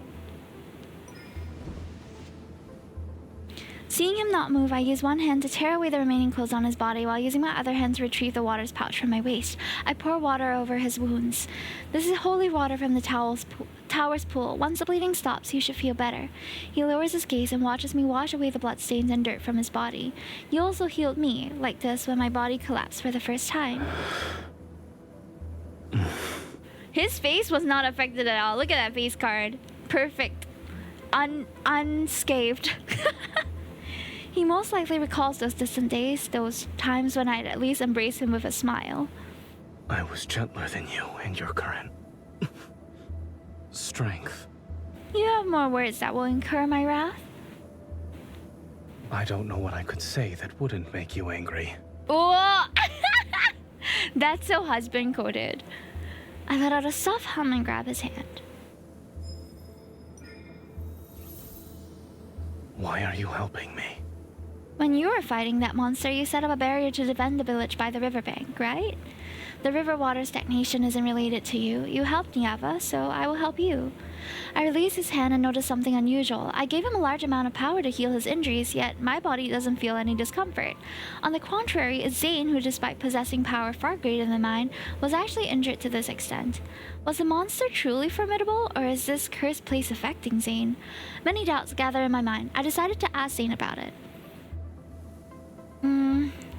Don't you think this place is peculiar? My body, which constantly needs to be healed, is unharmed, but here you are, covered in wounds. I suppose this place likes you more, so it wants to devour you more. That depends on whether or not it has the ability to do so. Why did that monster appear? How did you discover it? As you can see, I happened to spot it while passing by. Nothing more, nothing less. I refuse to believe you passed by Artama's source on a whim. Then let's say I went there to clear my mind. You're a god with a heart of stone. You need time to clear your mind? Anger, sadness, fear, dejection. Because our wife seemingly hates us. I can't tell. Speaking of which, I fought near the Vistria many times before, but this is the first time I've seen a monster covered entirely in crystals like that. Do you know of its origins? I'm sorry to disappoint you, but this is also the first time I've seen it in Niava. Zayne turns towards the churning waves of sand, yet he seems to be looking at somewhere farther away. I follow his gaze, but there's only an endless expanse of white. Hopefully, it'll be the last time, too. Zayne traces another rune in the air, and the barrier immediately becomes wider and more expansive. It envelopes a larger part of the desert. I need to recover my strength.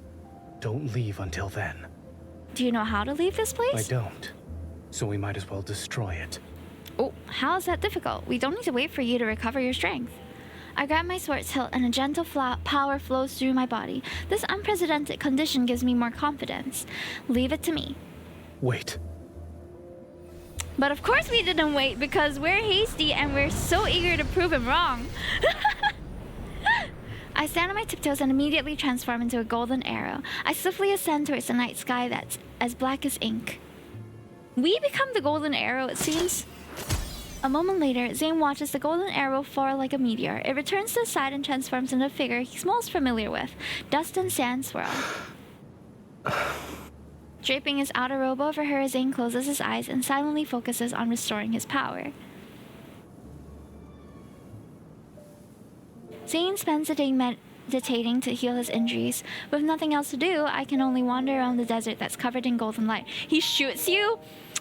He might. I think he does. He wields a bow, right? And we turn into an arrow, so I can only imagine we get shot by him. Within the strange space, there's no distinction between day and night, and the color of the sky isn't clear. There's only a faint strip of white between the distant clouds. It could be the outline of a spire's top or a broken crescent moon. I build a bonfire. While I'm listlessly piling up sand, Zayne quietly sits down beside me. The Divine Tower? Correct, and it looks like your injuries have healed to some extent. Zayne opens his palms and the Engru spire manifests above it. Aside from the light being somewhat dim, there are no other abnormalities. Here, drink some water. He looks at the water pouch I'm holding but doesn't move. My hands hurt. Haven't you recovered? Do you typically argue with the injured?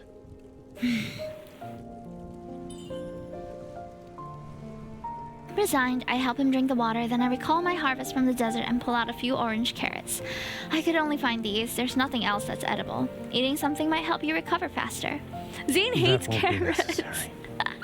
I already tasted them for you. They're not bad, and they're crisp. He hates carrots. I'm leaving. I'm leaving? Hello? He quickly returns to the Blackstone site, sits down again, and dons that dignified, serene appearance. I'm left alone with the carrots. I watch his figure and inexplicably sense a hint of fleeing in defeat. Aww.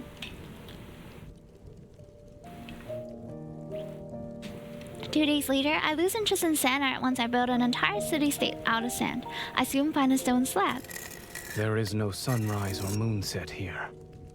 Keeping track of time is meaningless. I'm not keeping track of time. Then what are you doing? I'm drawing you. I blow away the debris and dust. I point out the crooked lines that vaguely resemble his figure. This is how you appeared when you were injured, and this is when you let me give you water. Over here is how you look while recovering. When we return to the tower, I'll put it to the most prominent place. You'll remember such a disheveled moment whenever you see it. Childish. Let me show you something that's not childish then. Using my memory, I carefully draw symbols in the sand before me. Several rocks here had these. It was almost like someone carved them. Assuming they're text, these symbols don't belong to the Nevian language. Can you read them? This space doesn't truly exist.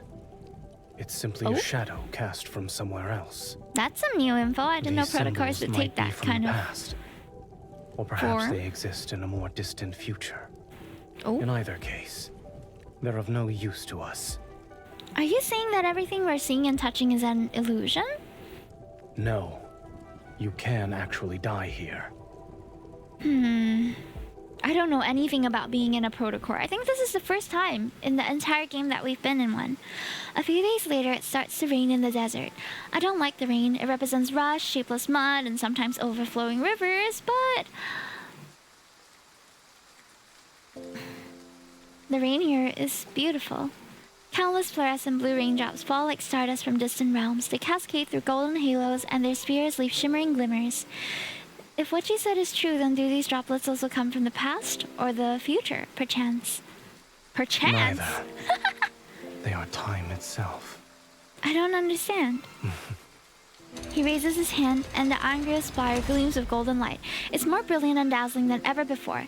In other words, Zayne has fully recovered. You'll leave once the rain stops. All right. How strange. I don't feel the joy I expected. There's only a subtle melancholy. When we return to Niava, will we go back to being how we were before? What do you mean? We'll only appear to be cordial when the reality is we're emotionally distant, like strangers. Do you want us to be like that? Oh, you see the crunch in his eye? He looks so tired. Poor husband. I shake my head. I know you have things you need to do. There are secrets you can't discuss with me. But I've also speculated countless times. I thought maybe you never truly intended for Niava to be destroyed. After all, there are many things you wouldn't need to intervene in. What is the answer you desire? I hope I'm right, because I don't want to hate you. I certainly don't want to despise you. Otherwise, it'd make me, the one who insisted on choosing you so long ago, look like a hooligan. Then allow me to prove to you that the choices you've made have always been correct. The rain's gentle pitter-patter has ceased before I realize it. The clouds have thinned, and the white glimmer has become a little more clear. Zayne withdraws the golden barrier. Perhaps sensing its impeding destruction, the desert falls into an unusual silence. Go back. Niava is waiting for you. Once the last words leave his mouth, a tiny cold droplet suddenly falls into his palm. What's that? It's snow. What's snow? I've never seen it before. Your Niava doesn't have snow. After the first ones fall, a multitude of cold white flower-like specks drift down. My attention shifts to this curious phenomenon as I catch the cold descenders and note their appearance.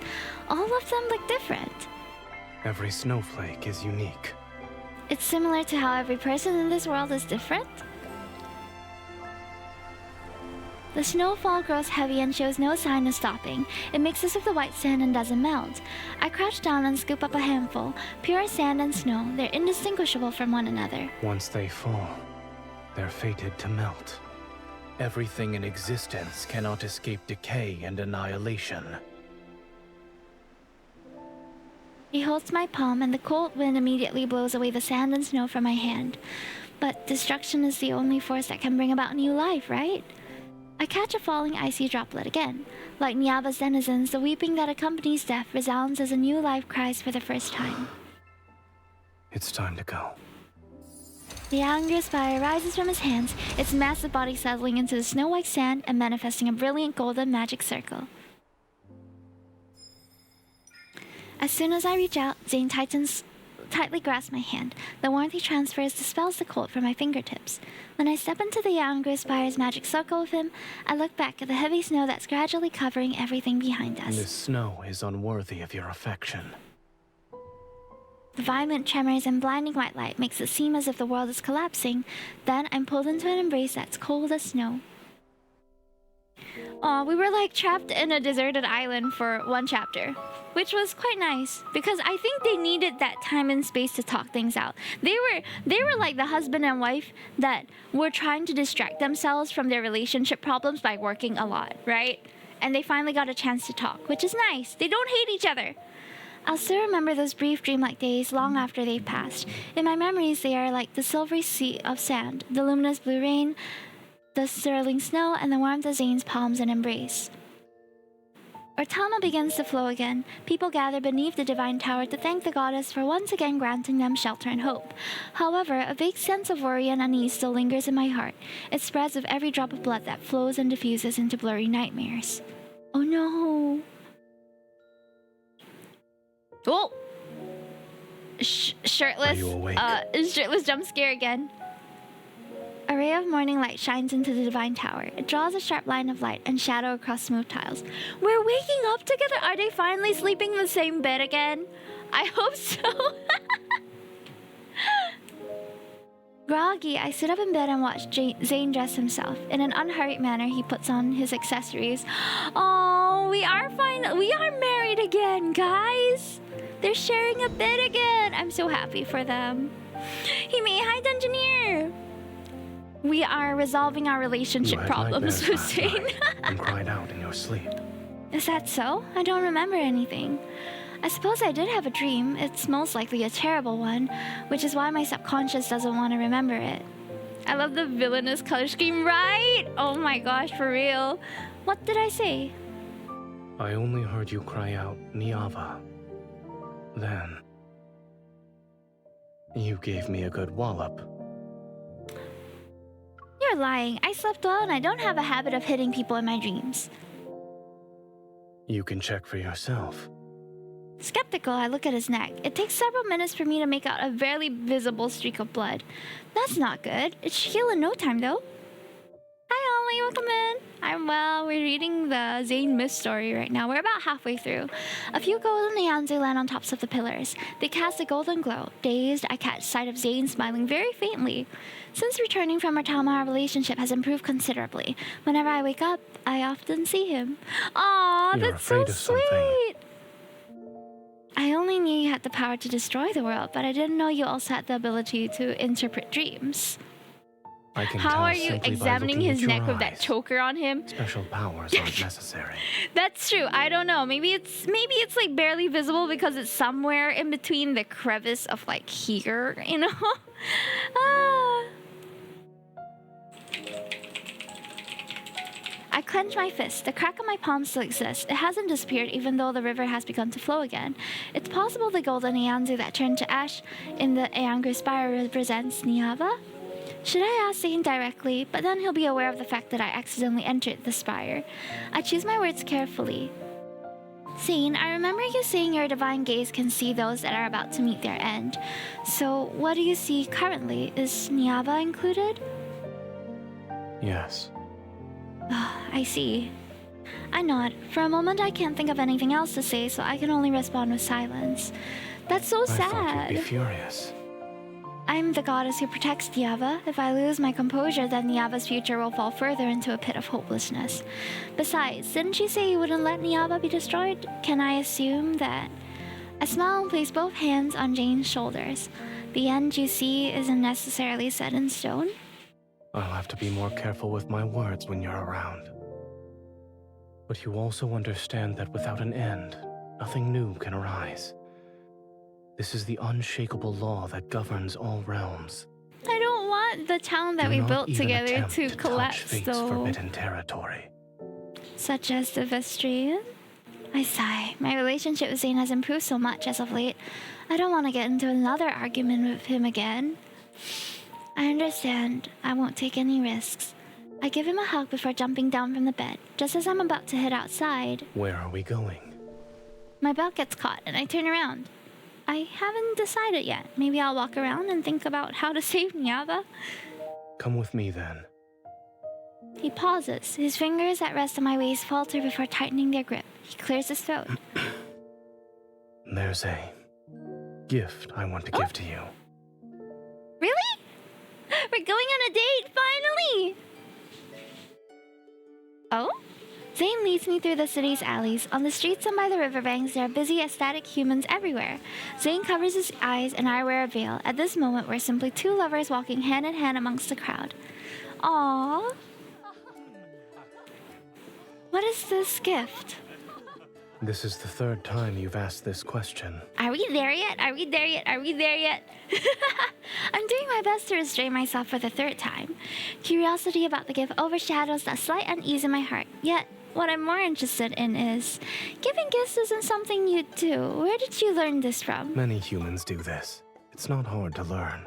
After the drama, we're getting the love story. Right! It started off so tense, so it's really nice that they're finally getting along again. While speaking, he walks into a wooden stall and lifts the grass cloth curtain that provides shade. Is Zagria here? High Priest? It's been a long time since I've seen you. An elderly woman walks out of the wooden stall with trembling steps, and when she sees Zayne, her wrinkles are filled with happiness. I'm here to collect the honey and dates I requested before. Honey and dates? This amulet is for you. Place it by your pillow. You won't have headaches anymore. Oh my.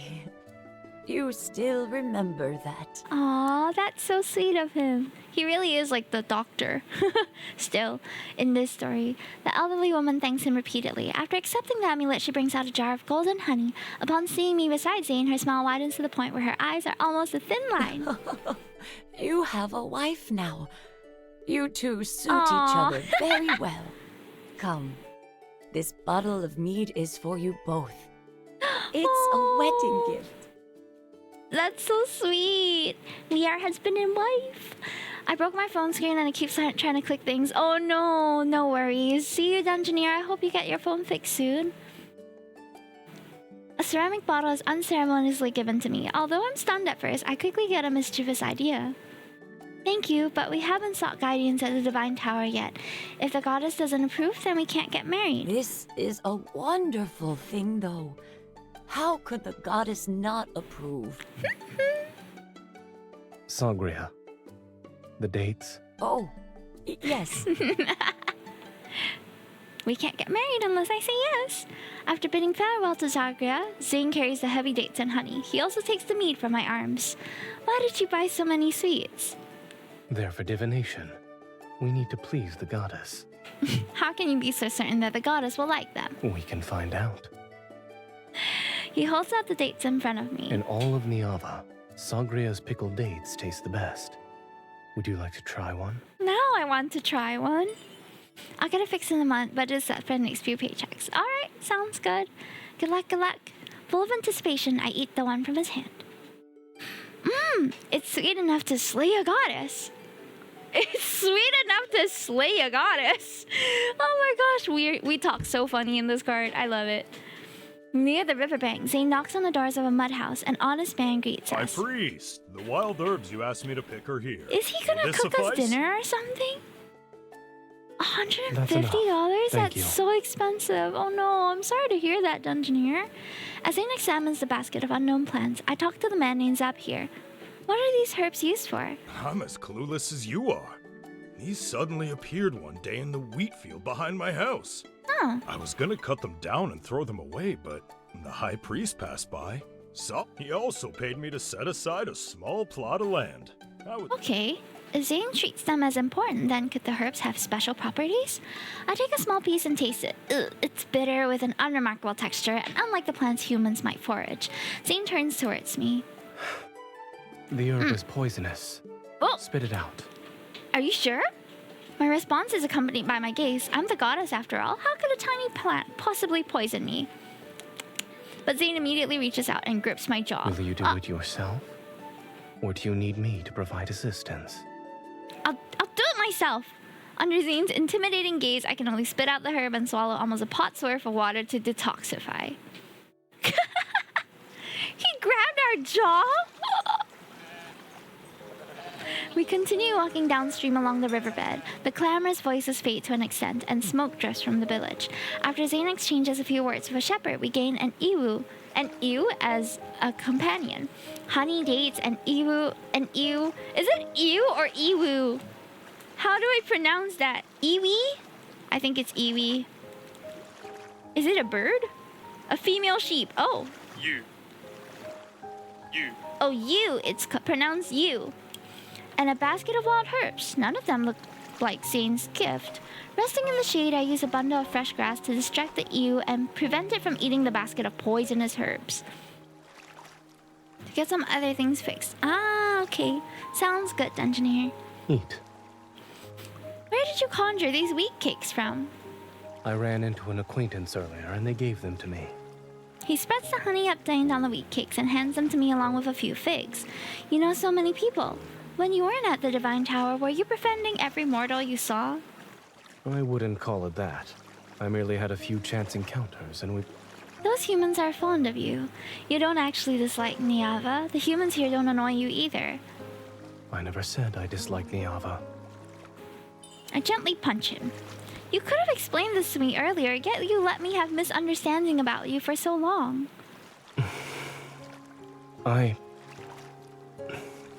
Yes, it's my fault. Zayne never beating the scared of my wife allegations. I love it. But it is his fault. He could have cleared things up ages ago and he didn't. Unable to tell if I'm more annoyed or amused, I poke the corner of his mouth. Remember, your mouth isn't just for eating and drinking. It's also for explaining. And kissing me. Oh! Okay, girl. She's so forward. I love her in this. I understand. The ewe, having eaten her fill, saddles drowsily by my feet and dozes off. I hope that's us tonight, eh? I gently stroke her soft wool on her head. Now can you tell me why you stopped me from entering the Vestryhan? You're also letting it erode Niava. Zayne looks away and his fingers trail a young, tender sapling beside him. A tree's growth. From the moment it's planted to breaking through the soil, sprouting, growing branches and leaves, and finally taking root. Watering, fertilizing, providing support, all must follow proper timing and the natural law. Once what you provide exceeds what it can bear, With only the slightest infusion of golden light, the sapling snaps. The sound is painfully harsh. You're saying that taking action against the Vistrain would only accelerate Niava's destruction? you could interpret my statement as such. Then when will be the right time to eliminate it? Not at the present moment.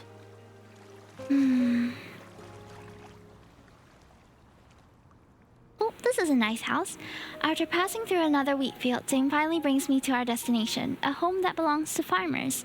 After unloading the items that you have been carrying, a weathered woman welcomes us into the house. High Priest, How has Nagan been these past few days? I followed your instructions. I carried him to the river each day to wash him and fumigated his room with torches. He's been awake for longer periods, but the evil presence on his chest still hasn't disappeared. Let me examine him first. She is an envoy from the Divine Tower. She shall bestow the goddess's blessing upon your child. I feel a gentle push at my back. Realizing what's expected of me, I nod respectfully to the woman. She wipes away her tears and bows to me in return. May the grace of the goddess descend upon this place. Come with me.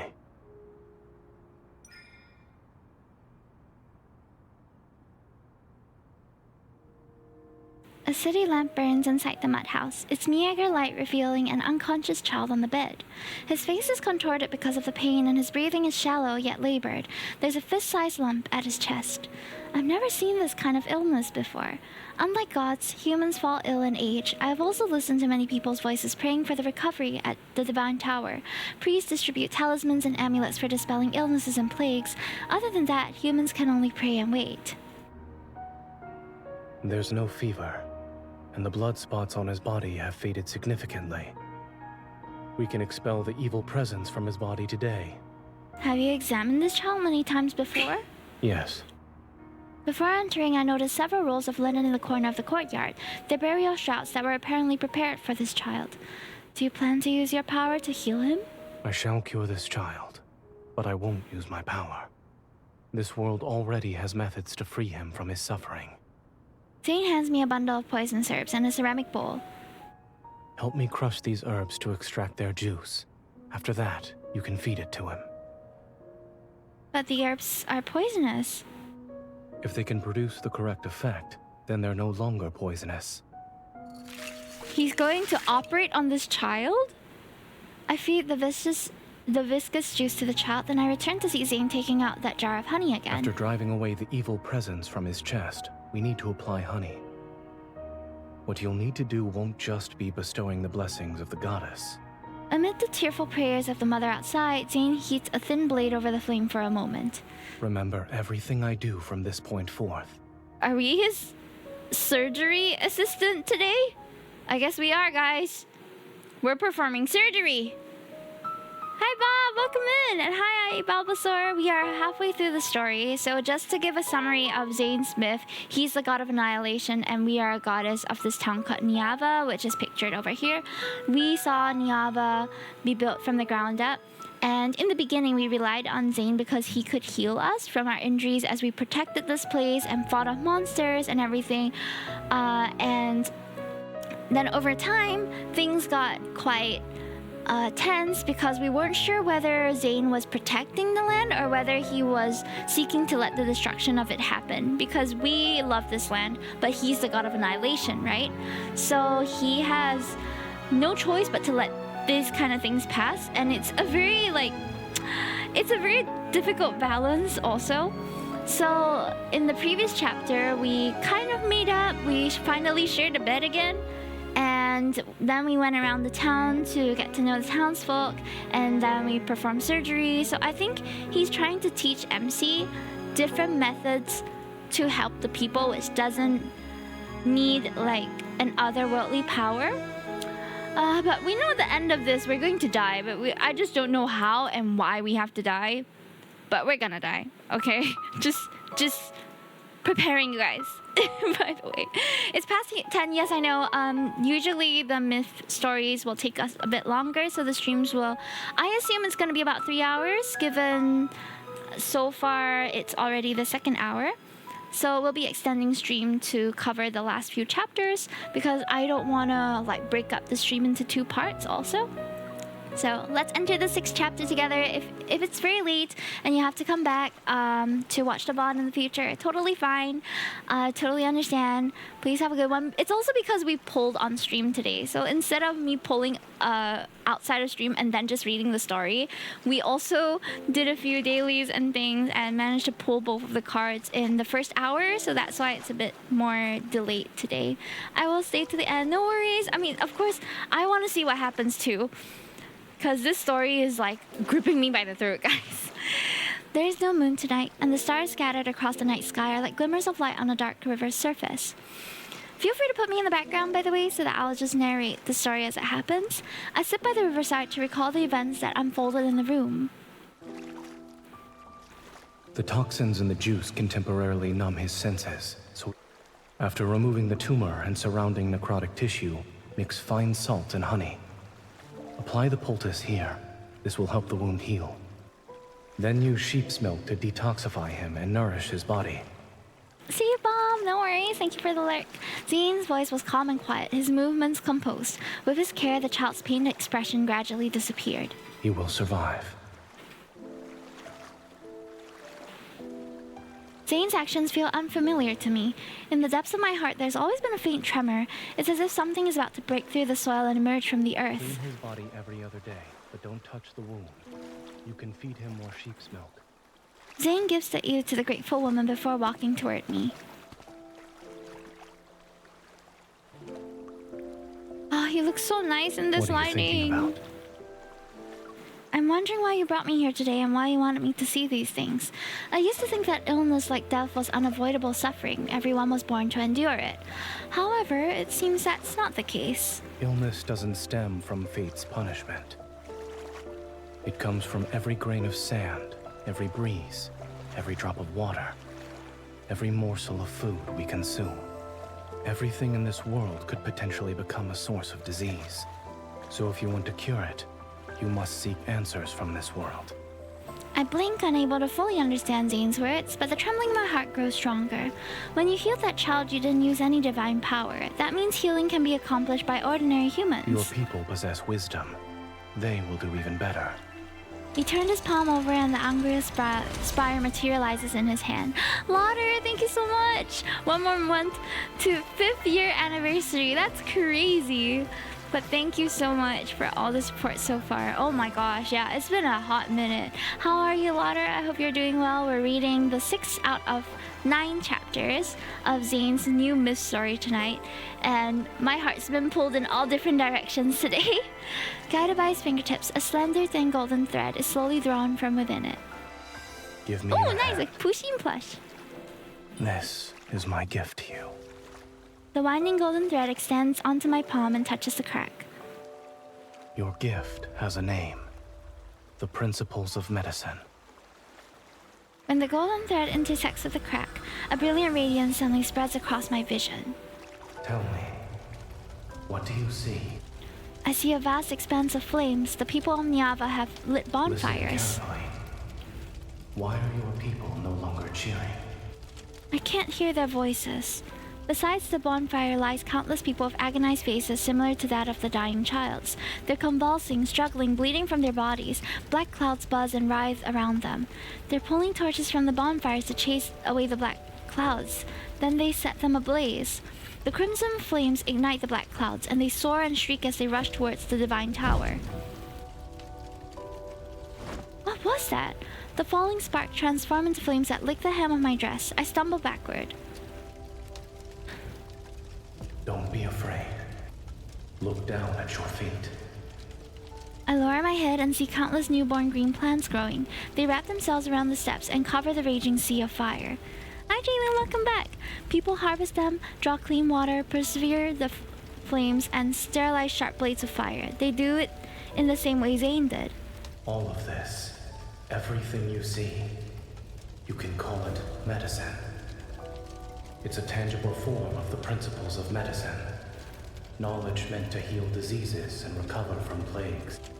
From now on, your Niava will never again be driven to desperation by disease. Oh, that's nice. It's not long before an unprecedented plague arrives in Niava. I taught these principles of medicine to Chimera in the form of a divine prophecy. Soon the suffering people lit fires, killed insects and flies, gathered unfamiliar plants they had never before recognized, and consumed their extracts. They began to ask about how the blood in their bodies flow, why their hearts are able to beat, and how their bones support them. The looming shadow of disease gradually fades from Niava. That's lovely. After that, Zayne gave me more gifts. Iron casting, metallurgy, water management, land reclamation, calendars, mathematics. Each gift ultimately made life more vibrant through people's wisdom. The city-state grew stronger, and my Niava achieved a glorious prosperity that filled me with joy. The crack on my palm had also faded considerably. It's all gonna come at a cost, isn't it, chat? Things are never happy for long in these myth stories. In the plaza before the Divine Tower, a massive statue of the goddess stands completed. The crowd bursts into enthusiastic cheers and cries of admiration. We crafted her body from precious lapis lazuli and traced her features in gold. It sounds like a marvelous Please convey statue. our most devout love to the goddess of Niava. I've heard her response. She likes this gift. May her majestic radiance and glory be everlasting. And may she grant Niava eternal prosperity and splendor. Chimera and I stand amongst the elated crowd. We smile at each other. And may this statue, like your appearance, never be touched by the erosion of time. My appearance? Chimera seems to have already guessed my identity, yet she never says it outright. I pretend to not notice her assumptions. It's like when VTubers meet their viewers and the viewers know who they are, but they're not saying it. Chimera, no one can escape time's gaze. Then, I hope that in the days to come, your smile will remain just like it is today. Aww. The ladies of Love and Deepspace are all so attractive. Do you see how gorgeous Chimera is? Oh my gosh. I touch my cheek beneath the veil and subtly clear my throat to suppress my smile. The man who troubled the goddess gave her his heart? Why are you always thinking about matters of love as a ruler of the nation? Love brings happiness and fills people with longing and fascination. That's what makes our goddess shine with joy. She's not wrong. When our relationship's going well, everything else goes well, right guys? Under the bright radiant sun, everyone is dancing and singing. Artama and Ingar flow endlessly, and the bountiful harvest will fill the spacious granaries. Those city walls made of lapis lazuli and glazed stone become more magnificent, and the poet's melodious song travel with ships to distant lands. I gaze towards the top of the Divine Tower. I know Zayne is also looking at Niava, at me. Ready to wave at him, I raise my arm. Uh-oh. A sharp pain spreads from my palm and encompasses my entire body. An ominous premonition immediately wells up in my heart. I open my slightly trembling palm. The crack that had been troubling me turned into an open wound. Again? How did we get this crack again? I forgot. Was it when... It was when the first thread of... Oh, it was when the golden Eanzu, the bird, pecked on our palm. And, I don't know, cursed us with some fate, I guess. With cheers surged like a tide in the plaza, the Eangra spire deep within the Divine Tower emanates several streaks of light.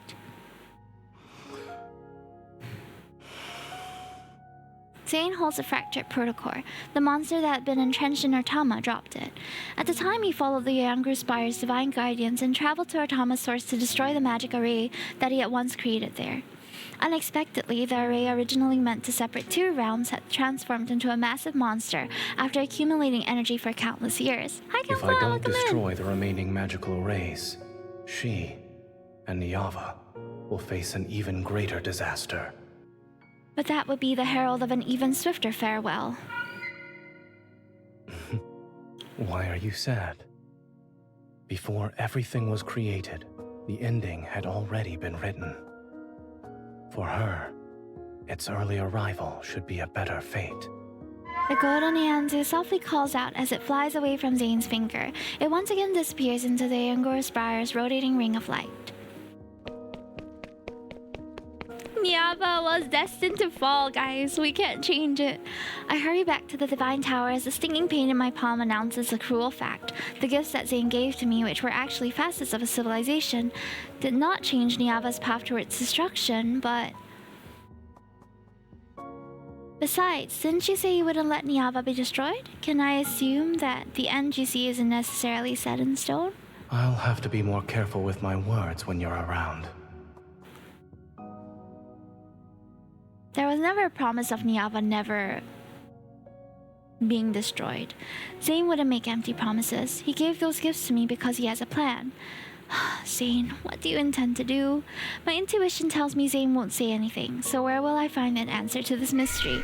The golden Nianzu's call passes overhead. Following its shadow, I spot the Aangru Spire in the distance. If I enter the Aangru Spire, the mark on my palm appeared after I accidentally entered it. If I enter it again, will I discover something new?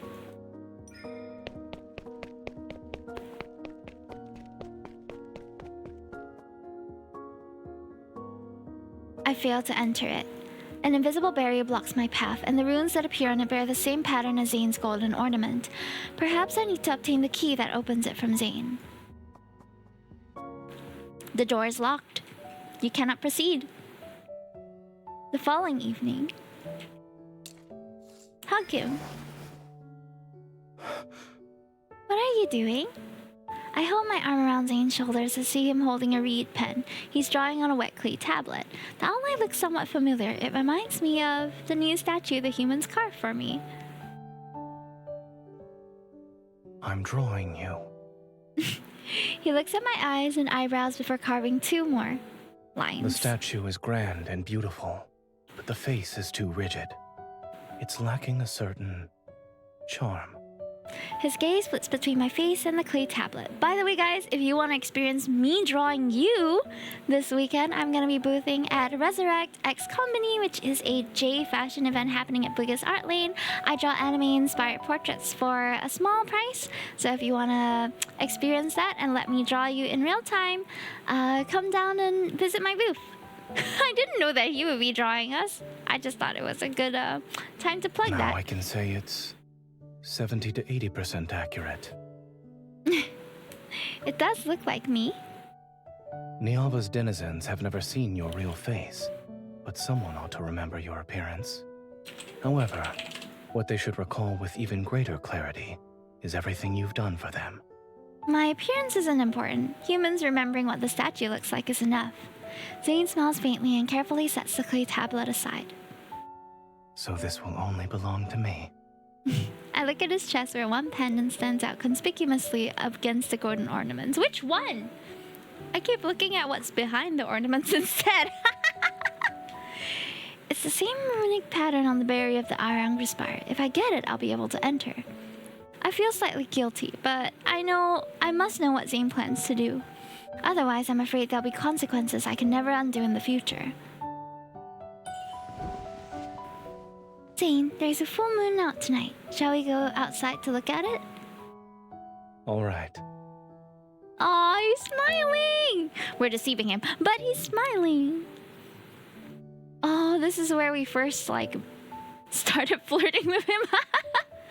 The moonlight is hazy. Far away, the sound of singing and dancing from the city can still be heard, but they quickly fade into the night wind and soft chirping of insects. On the terrace of the Divine Tower, I arrange the food I brought from the market on the table and sit down next to Zayne on the rattan bed. Try some. I requested these honey sweets to be made according to your preference. Cinnamon, pine nuts, and cashews. Although it's delicious, it's a little bland. That's impossible. I watched them make these myself. They added this much honey. It's very bland. I watch Zayne skeptically as he eats two more pieces with the same unfazed expression. I think for a moment before tentatively leaning in to give him a kiss. You're lying! It's so sweet! I scramble to find water, but he catches me with one arm and pulls me back. Aren't we admiring the moon? The water is over here. Once I drink it, he continues to hold my arm and allows me to rest against his chest as we appreciate the moon.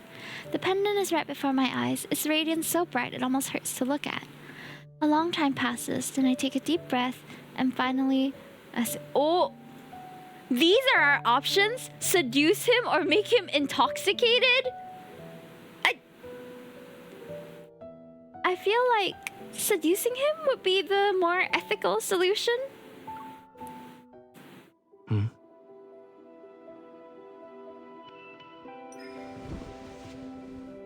The moonlight is beautiful. Wouldn't it be a bit of a waste if we didn't do something?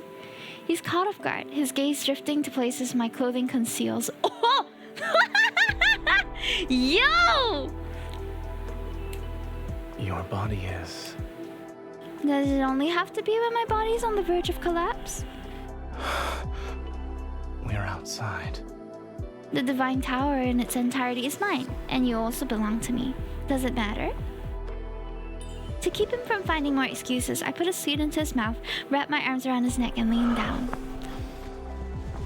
Ooh.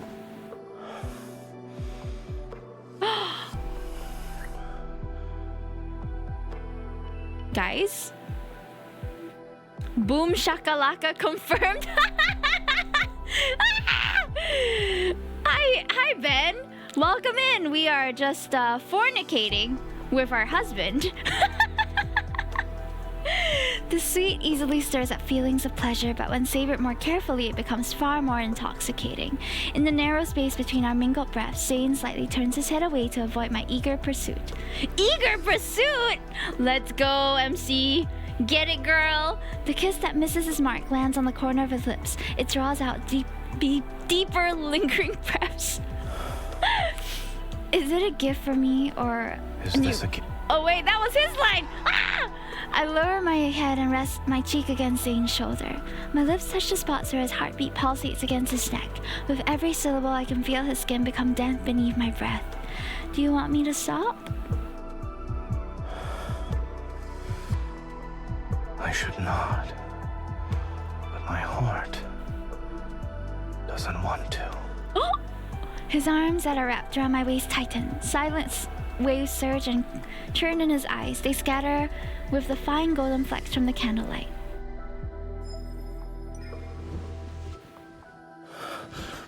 Ooh! You sound like you were caught doing something embarrassing. There's nothing wrong with making love with the person you love, guys.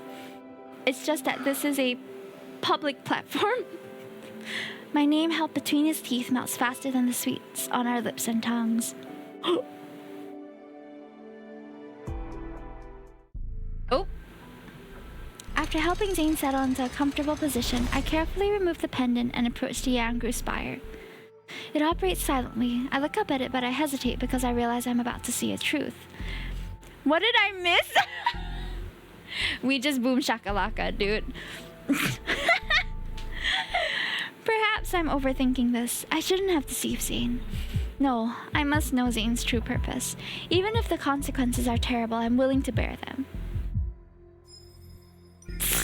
Zags! With a Z! Because it's Zayne! I'm so done.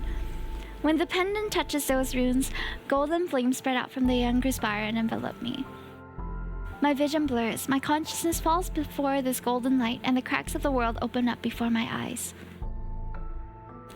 We're stepping into a place which tells us about the future of our land, which we are trying to protect, but Zayne doesn't really let us enter this place, so we seduced him to steal his key and enter it. Golden Ayanzus carrying threads in their beaks fly past me. Each flap of their wings shakes off golden dust. Those particles gather at my feet and spread out into countless endless rivers in the blink of an eye. Everything appears to be the same as the last time, yet there are subtle differences. If the Yangru Spire contains all the worlds in the universe, then each river leads to a different world. But I'm not sure which river I should step into. I look at the wound on my palm and hesitate for a moment before cutting it. As fresh blood seeps out, one of the golden Ayanzus turns toward me. The river it guides also pauses for a few moments. It's that one.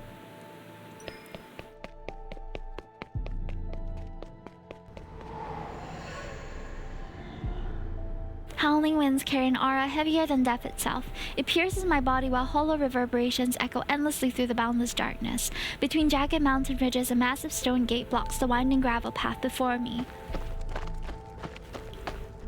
A figure clad in grey robes materializes before me. After circling for a moment, the golden Nyanzu lands on his shoulder. Deity who has trespassed into Everlost. Listen to the gatekeeper's counsel. I seek whatever lies behind the stone gate. Please don't block my path. He looks at the pendant I have, its light now dim. You're not the first deity to set foot here. Are you referring to the owner of this pendant? His divine miracles once shook this realm. Zayne has been here. His power has grown weak, and that supreme god is about to meet his end. Unable to tell if my thoughts were frozen from shock or the cold, I hear my own stiff voice. What brought that god here? Beyond the 7 gates, a stone was nestled in the Netherworld's bosom. The Creatio Stone. It rested in an eternal slumber.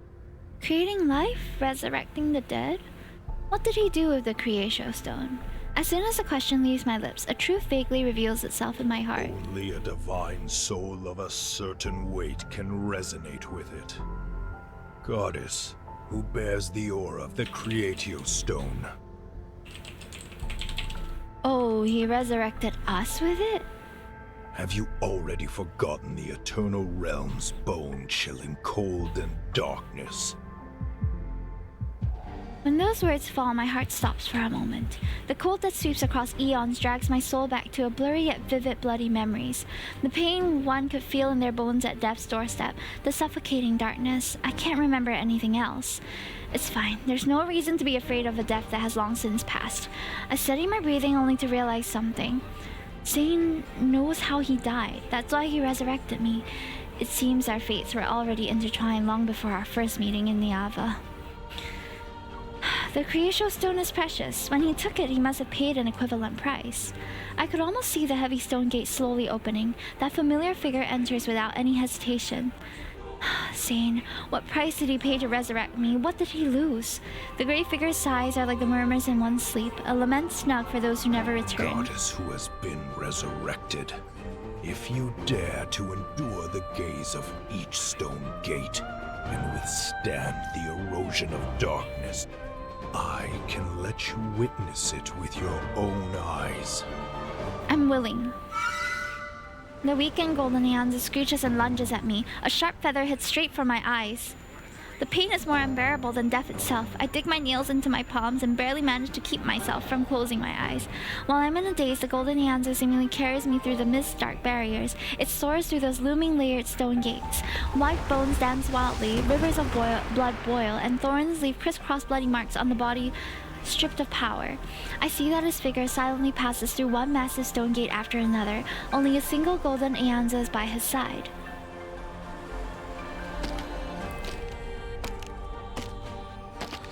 This is Zayne's past. Warm blood splashes onto colorful flowers that rest on the countless bone fragments beneath his feet. It's quickly absorbed.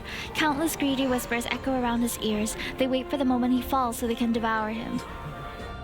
Zayne. You shouldn't have followed me here. My power is about to be consumed by Everlost. Leave, before you're also devoured. Don't go any further. It's as if my spirit possesses the bird by his side. The words I speak transform into shrill bird cries. I'm unable to stop him. Zayne looks at the void. Not far off, a brilliant yet ice-cold lapis lazuli sits on one end of a scale forged in gold. It weighs the scale down with an empty pen on the other side. Waits. That's the Creatio Stone. He steps forward, his slightly trembling fingers reverently caressing it. Once again, eerie whispers arise. The voices don't belong to a single soul, yet they're seemingly an echo of every spirit between heaven and earth. Creatio Stone is extraordinarily heavy. His glory and authority have been stripped away by the... Give up! Give up already! His remaining power coalesces in his hands. He places his faint glimmer on the other side of the scale, yet the beam doesn't budge. It's not enough. It's not enough. In his palm, a mass of fresh blood swirl like crimson mist to become another weight on the scale. The golden beam tilts ever so slightly before returning to its original position. That's enough, Zayne. My words can only become the Aeons' mournful cries. Then his hand moves to his own heart. Radiant light illuminates the vast netherworld. When the heaviest object from his body falls upon the pan, the balance tilts.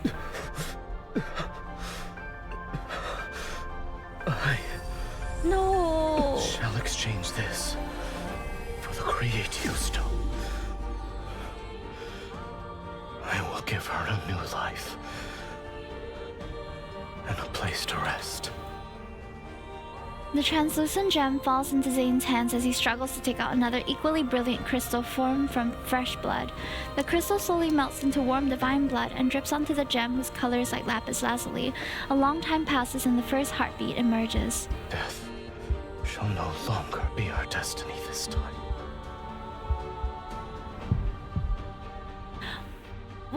What did he change? What was that? His divinity? Okay, so it seems like we've died before, and Zayne resurrected us. Oh no. But that means the person in the spire told us that his power is fading. This happened before. This happened with Raphael too. I felt like I spent a lifetime in the Aeongru Spire, but when I returned to the Divine Tower, the moon hasn't even moved westward. Carefully placing the pendant back, I can't help but gently smooth his slightly furrowed brow. He gave everything he could give to secure a future where I could survive, to construct a world where I could find shelter. Now this world is in danger and I will perish along with it. I'm certain he'll pay another devastating price to save me. I used to be sad before. It seemed like he didn't care about me and wanted to do everything that could make me angry. But now, Zayne, I regret it. We're doomed again, chat. We're so doomed. These words aren't spoken aloud. I rest my head over where his heart is. I would prefer it if you never liked me. I'll stop you this time. I'll face my fate, Nivaya's fate, on my own. However, the Aeongru Spire didn't exactly tell me what Zayne plans to do. I racked my brain for many days and secretly made preparations to the best of my ability. Although I wish Zayne was more straightforward and told me everything, he never gave me the answer I wanted, no matter how I tried to probe indirectly. So, when Zayne suddenly invited me to go to the Vestrean, that they had arrived. A premonition of separation and indescribable melancholy welled up in my heart, but I put on a carefree smile. Alright, let's go. I'm gonna cry! Ah, no! Not again! Yeah, there's always like an individual world, right? Oh. Having seen it countless times before, the Vestrean is the same as it's always been. Dust and sand fill the sky, and black mist enshroud everything. Yet Zayne stands by my side and fights alongside me to eliminate monster after monster. When I asked you before, you said the Vestrean couldn't be destroyed yet. Is today that time? We turn into an arrow, by the way, when we fight. Don't ask me why or how, but he holds the crossbow and we're the arrow, apparently. Here before, they'd always come back, yes? Correct, but they're dissipating now. It's because their protocores have exhausted the last of their energy. I take the crystal from Zayne's hand. He said that protocores are the monster's hearts. Even though it looks as brilliant as a gemstone, it brings disaster. It isn't merely a harbinger of catastrophe. Its true potential lies beyond that. Must I wait for another time? He doesn't answer me again. I take a deep breath and channel the small flame of frustration rising in my heart into my sword. I slash the next monster. We also have a great sword. The time spent in these fierce battles is fleeting yet extraordinarily long. The last monster is annihilated. In the blink of an eye, the black mist and thorns vanish. The corrupted land that once brought countless disasters to Niava is seemingly swallowed up by an invisible vortex. I should feel a sense of relief, yet the heavy feeling in my heart hasn't lessened in the slightest. The ground violently shakes, and our surroundings ripple with invisible waves. They grow larger and larger until the first crack appears at their center.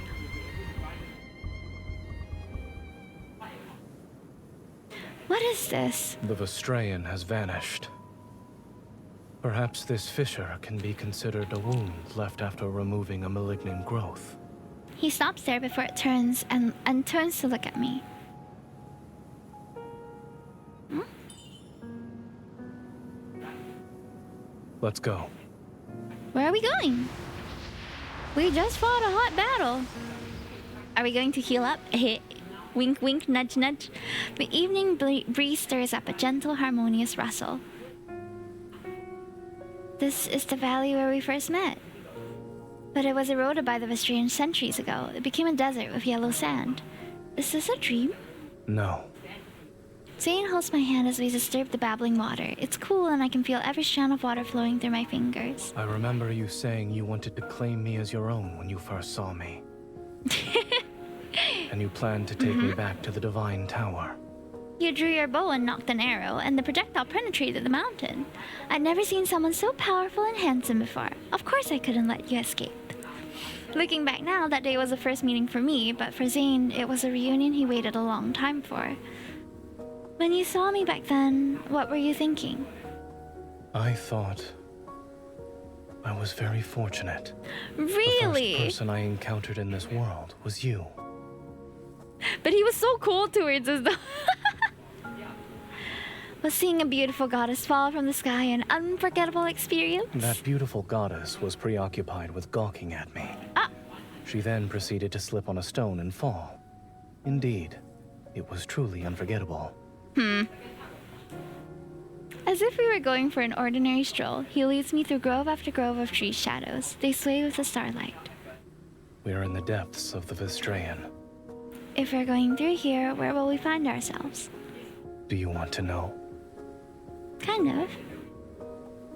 No, I don't. I stopped in my tracks and tightly grip his hand. If we reach the end of this world, he might leave me. I want to stay here. I don't want to go anywhere. Then let's stay. I also don't want to go anywhere.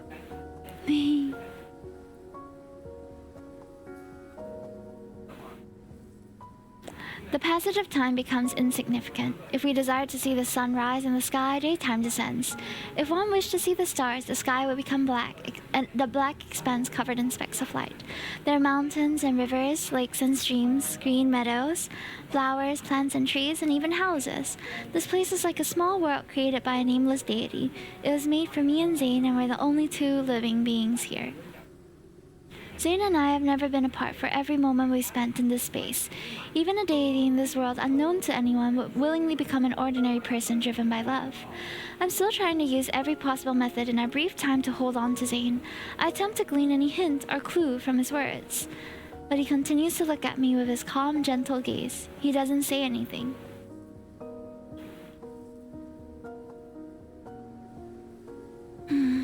This is for you. I place a clay figurine made from river mud in front of Zayne. So that's why you were digging up mud by the river for several days. He takes the figurine and examines it closely. Is this me? It resembles you, know? This is the most handsome one among all the clay figures I made. I thought you would make a pair. I actually did try to do that, but I kept breaking. I remember how you used to heal my wounds. You are more likely to succeed in making a pair compared to me. Didn't you say I'm not good at creating things? But you're still constantly trying to fix everything, whether it's me or Niava. Saying this world keeps improving because of the gifts you've given me. It's absorbed the nourishment from those facets of civilization. You're the one who made it a wonderful place. This world will no longer need Zayne. But I need you. I need Zayne.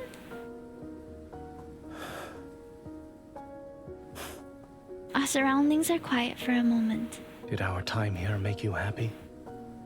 If it were possible, I wish everything was like this for all of eternity. If it were possible, would you be willing to stay here for all of eternity? I nod, then I shake my head. We both have things we must do. You're going to leave, am I mistaken? Your Niava is akin to a plump seed that has already stored enough nutrients. Zayne avoids my gaze as a phantasmal seed appears in his palm. However, Now is not the time to plant it. In a place that's infinitesimally far from this world, there are errors I must erase. He closes his palm, and when he opens it again, golden light has gently enveloped the seed. The proper soil shall only appear when those errors are gone. Only then will this seed break through the soil, sprout, and grow. But how many endless universes will he have to traverse to correct every error? The time you spend in Niava will seemingly last an eternity. You'll be happy. Those distant, grand stories leave his lips as if they were a single leaf gently falling. Yet the weight they have in my heart is heavier than the mountains. So that's what you need to do? I sweep away the phantasmal seed and force my voice to remain steadfast. You'll protect Niava and me so that nothing can get through, and you'll face the dangers and death yourself. Is that it? Why would you think I could accept your sacrifice and devotion with a clear conscience? I'm sorry. But even if it is selfish, I shall always make the same choice. He presses down on my hand as golden light flickers and an object emerges from beneath our overlapping palms. The Destiny Zone? Panic floods my heart. I struggle desperately to break free, but my body won't move. Zayne, if you erase your name from the Destiny Zone, you'll disappear forever and never be able to return to Niava. Familiar golden light pours out from between our intertwined fingers, and the power within my body surges. On the black stone tablet surrounded by golden radiance, Zayne's name is being erased bit by bit. You promised to carve your name. You were the one who wanted me to stay by your side forever. He looks at me carefully. His focused gaze makes me feel as if he wants to etch my appearance into his memories before fading away. From now on, this world no longer needs me. Oh, MC. I rush back to the Divine Tower using the shortest amount of time. Unsurprisingly, the Eangru spear has disappeared with its master. No! My footsteps echo through the vast hall, yet when I realize I'm the only one in this tower, an enormous emptiness engulfs me. It's like Zayne had never existed. It shouldn't be like this. It can't be like this. I catch a glimpse outside. I stop and look at it in disbelief. Scattered frost and snowfall drift down from the sky. Your Niava doesn't have snow. It must be Zayne. He's going to protect Niava. I must find him right now. I almost stumble as I run behind the altar and turn the mechanism hidden behind the floor tiles. In the small room beneath the altar, the golden Eonzu that once carried me through Everlost is huddled in the nest I built for it.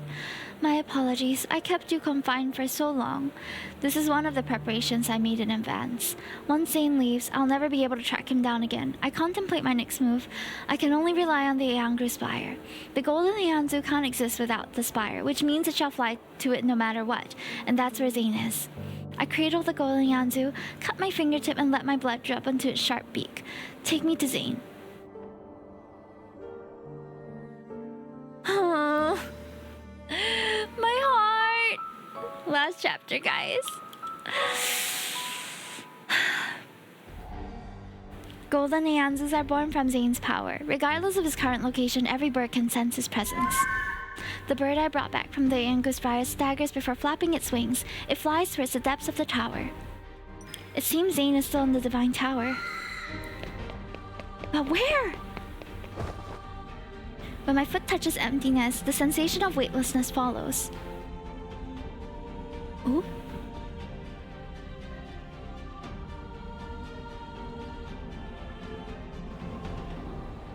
Are we falling? Are we flying? I can't tell. Golden Eonzus wave and dance before my eyes. The sight doesn't surprise me, but there is no river paved with golden dust this time. The rapid descent doesn't cease. Golden threads from the bird's mouth crisscross, interweave, and extend into fragmented images. My snow won't melt. Promise me you won't cry anymore. Follow the jasmine's fragrance. Oh no! It's all the ways that Zayne has left us in the past! Ah! No! These scenes without order are causality spread out before me. Piece by piece, they form the faces of me and Zayne. In the depths of my soul, a corner that was never touched has already loosened. Now they shall never wilt to save him from darkness. He's immobilized by black ice crystals. He's holding an umbrella beside an ancient tree. He's in a field of white flowers. He's in an endless expanse of thorns. He's under a green aurora. He's in front of a gravestone in a cemetery. These fragmented images flash rapidly before my eyes. Each one comes to an abrupt halt, yet another farewell. The golden Eanzus bound by these broken scenes lets out shrill cries of sorrow before fading away. My eyes burn, and the tears that scatter are swept away by the falling wind. That's me and Zayne. That is our past, or perhaps the future? One end of a golden thread is suddenly placed into my hand. As if being held by a pair of golden hands, I stop slowly falling. Meanwhile, the golden Eanzu that brought me here spreads its wings and flies towards the depths of pure white. Tightly grasping the golden thread in my hand, a brilliant magic circle slowly materializes in my periphery. He's waiting for me there. If everything I've seen consists of memories of what has happened and what is yet to happen between us, even if every encounter between Zayne and me is destined to be incomplete, I will always go to Zayne.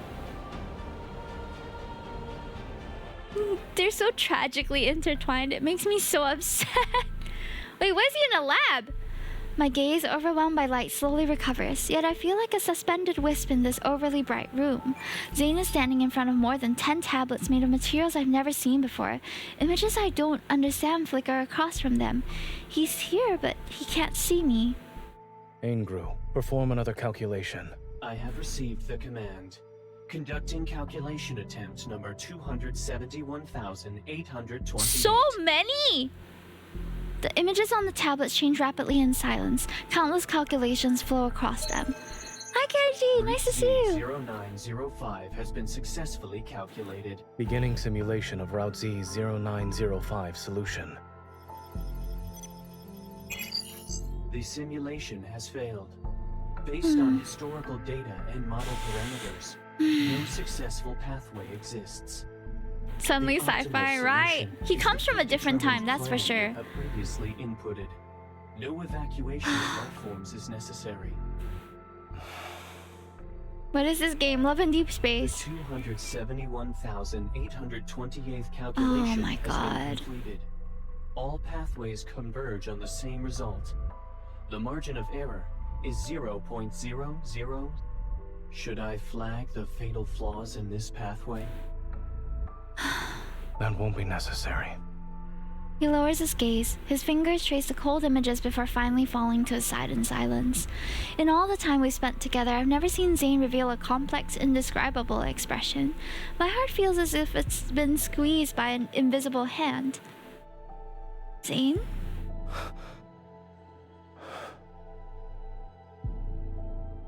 What? You're allowed to hide everything from me, but I'm not allowed to catch you off guard for once? Zayne, you're a... Before I can release the rest of my frustration, I'm pulled into an embrace. You shouldn't have come here. Why should I listen to you? I want to counter with the fiercest tone I can muster, but the uncontrollable hitch in my voice makes my words sound unconvincing. Stroking his back, I feel Zayne's warmth. It's real and tangible. Time passes, as for an amount I don't know, but those images vanish. A bell-like sound rings out. We slowly return to our senses and gradually let go of each other as if we woke up from a dream. Neither of us speaks for some time, then my frustration gets the better of me and I can't help but give him a good poke. I told you that mouths are for explaining. I asked you so many times and gave you so many chances. I didn't give you permission to leave, too. It was wrong of me to keep secrets from you. However, separation is already the best outcome for us. Says who? I hate separation the most. Nothing about it seems good. I grab Zayne's hand tightly to prevent him from trying to abandon me again. Niava is the world I'm meant to protect. No matter what happens, I should be the one standing on the front lines. Even if the only possible ending is destruction, I refuse to let you face it alone. All right.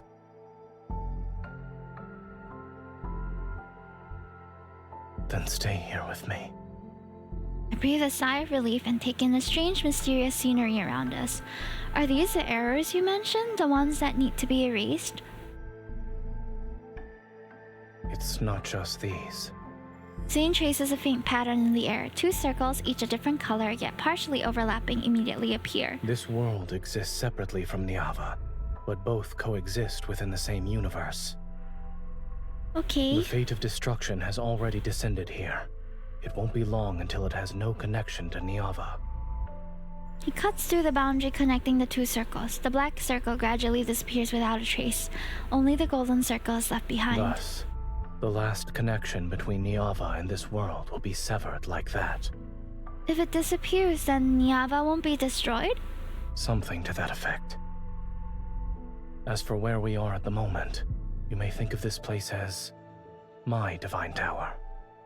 You're not just a god in Niava, you're also a god here.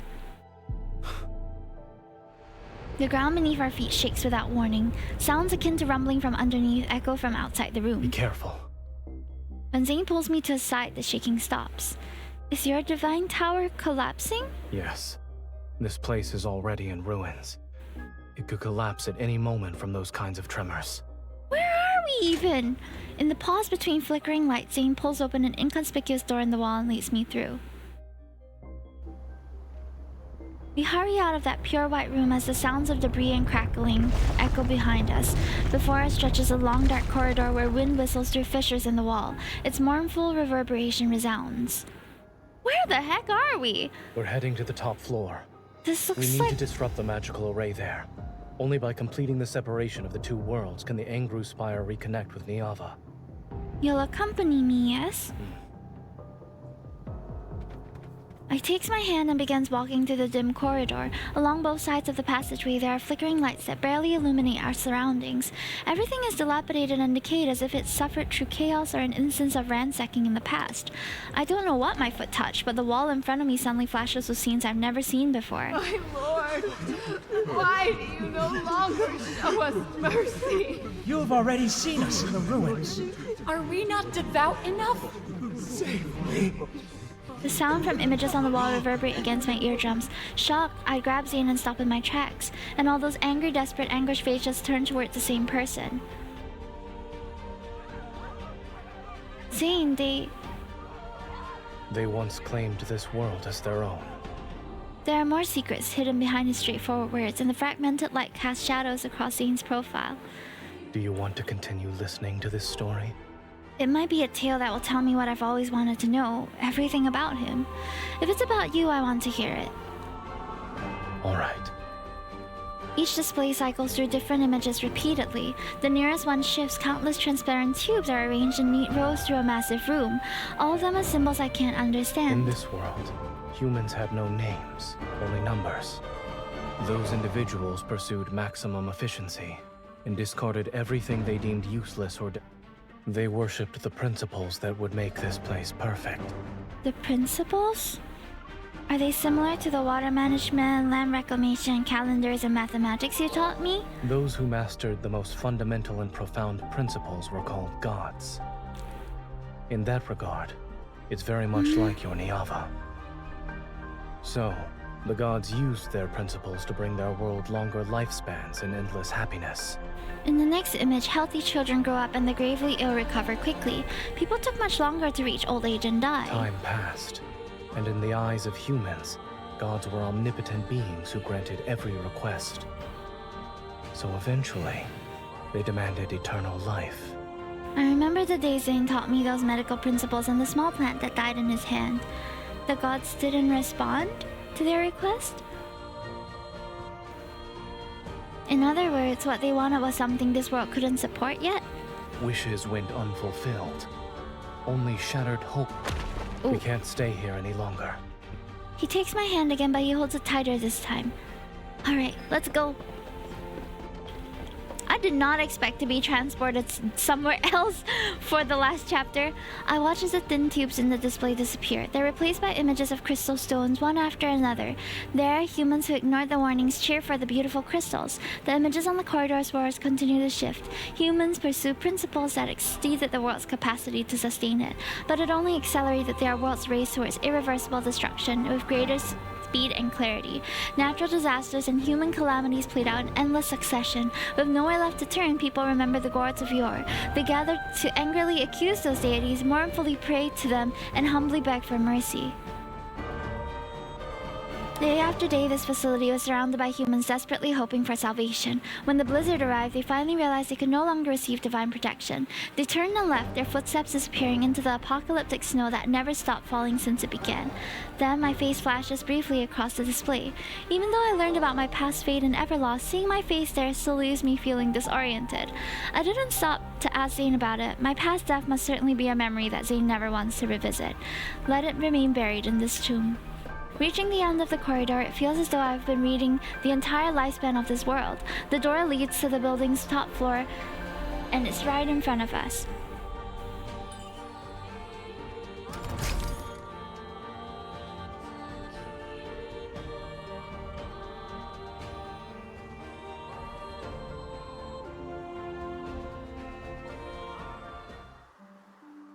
Oh.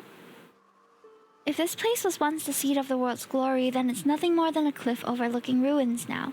Heavy snowfall and freezing winds bite into my skin, and I finally see the scenery outside. Jagged, damaged black ruins jut out from the grounds like desperate, struggling arms. They pierce the frost and snow that blankets the earth.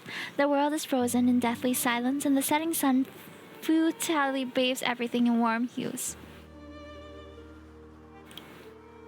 Is this what happens to a world that is straight from the natural order? Yes. The scenery here was once beautiful as well. But it's an inevitable outcome. When the people choose to utilize truths that surpass the natural order, the outcome was already predetermined. Regardless of whether it's protection or destruction, setting aside these meanings imposed on oneself, even gods are doing what should be done within laws and the natural order. Hi Radish, welcome in. We're in the last chapter of Zayne's myth story. The trembling beneath my feet continues, but in the blink of an eye I seemingly return to Zayne to the Divine Tower. In the place we've protected, the waters of two rivers nourish Navia's endless vitality. When the enormous sun gently sinks towards the horizon, the dry evening wind carries the sweet fragrance of dates and songs from the evening gates. I calculated every possible outcome, but it has already strayed too far down the path of an erroneous natural order. His calm voice pulls me back to reality. I don't have any regrets. However, within this incorrect order exists a single variable. What is it? Accompanied by violent trembling beneath my feet, a massive magical array unlike anything I've ever seen manifests. This is the final connection point between Niava and this world. A massive golden Eonzu struggles out from this strange magical array. Black crystals cover its body. It's not a golden Eonzu, it's a monster similar to the one from the river source. Watch out! A massive longbow materializes in Zayne's hand, and I raise my hand to summon my weapon as well. As soon as he draws the bowstring, my black sword transforms into his arrow. Golden light cuts through the air. Imperfect order doesn't need to be corrected. True redemption lies in utter obliteration. Hello! Thank you so much for the read, Denarium friends! We're on the last chapter of Zayne's myth story, so if you want to stay for the angst, please feel free to. Hi Latsu! Hi Gosup! Hi Bushidos! Welcome in! Deep voice elf friendly. Family friendly! Press 1 to doubt, guys. Press 1 to doubt. Hi Sleep Deprived Matt, nice to see you. Miss Story, they just fuck. Look at all the ones, guys. Karika, thank you so much. Romeo, welcome. Xiaosuyu, welcome. Look at all the doubt. Hi Moonlight Snilla, nice to see you. This is the destruction of the world already. If you guys don't want to get spoiled for the Zayne Smith, just it's fine to mute it. I will be narrating the last part of this. I love staying and torturing myself over angst. Same. No, but for real though, chapter 1, they just went straight for it. I was not prepared for that, okay? They really boom shakalaka in front of me. But they're so married throughout the story that it's so nice to see. Like they actually shared a bed and everything, and it's just so cute. I haven't swiped to buy it yet. Okay, no worries, Karika. Feel free to leave a lurk and don't forget to follow if you like what you see. I am a Love and Deepspace content creator, so I do stream the game quite often with every new card and such. So if there's ever any time that you are not getting into the cards and you want to watch them, likely I'll be streaming it. Yeah. Please remember. Oh, and by the way, before you guys go, on Saturday and Sunday, I have a booth that I'll be doing at Boogie's Art Lane. So if you happen to be available and you want to get an anime portrait done by me and you are in Singapore, then go check out the details and drop by my booth. It's a J fashion sort of event and a collaboration with Resurrect and Kombini. So it's gonna be cool. Okay, guys, we're getting into the story. Hang tight. There is one more animated scene that hasn't emerged yet, so I'm thinking it's right after this part. Okay, fingers crossed. After this, I'm going to bed too, so if you guys are heading off, good night, have a wonderful rest. I'll be joining you in Dreamland shortly.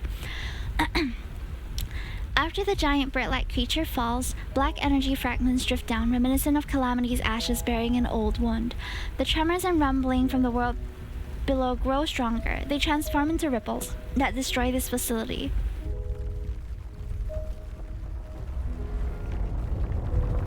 Zayne, is it over? Yes.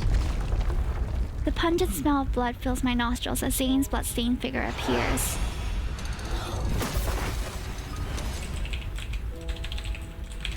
The Angrios fire activates in his hands as a familiar golden magic circle projects beneath our feet.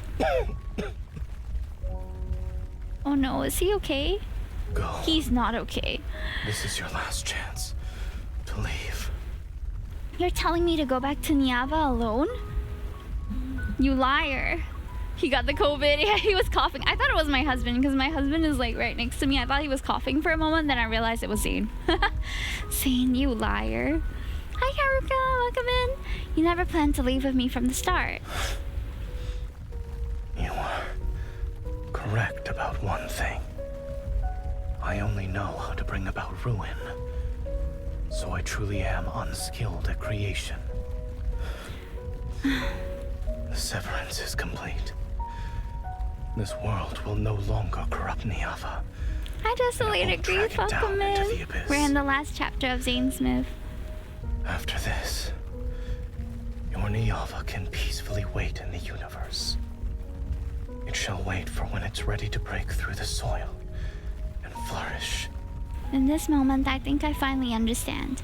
Zayne, I'm the variable you mentioned, right? To be more precise,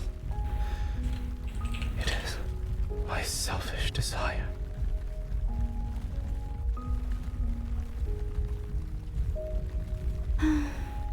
He doesn't want to let us die. That's his selfish desire. If God has selfish desires, then he must want his beloved to live.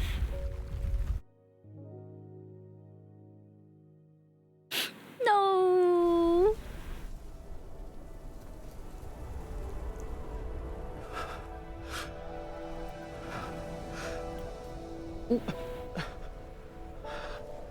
Oh no, his abs. My power has been nearly depleted. No, Zayne.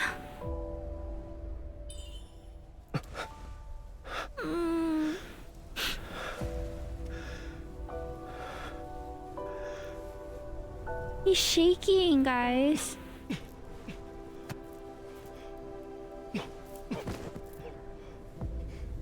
No, Zayne.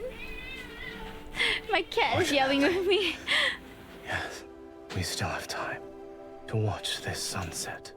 You can still joke around, dude. You're dying. No! Mr. Stark, I don't feel so good.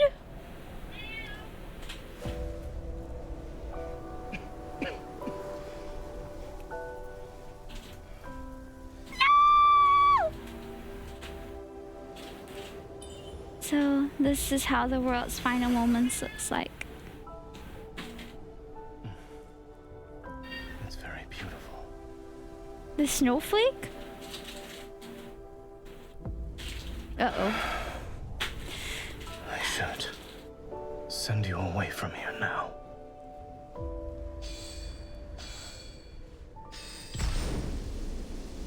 Wait, it was just a triangle? That's pretty easy. A teleportation spell. Look at how cute my MC is.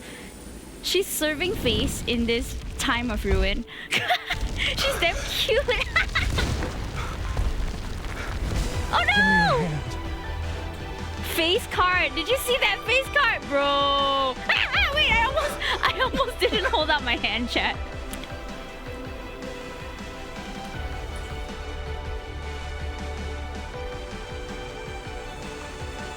Kimfolk loves and hates us, right? I knew we wouldn't survive this. I should have put out a prediction before we started this story.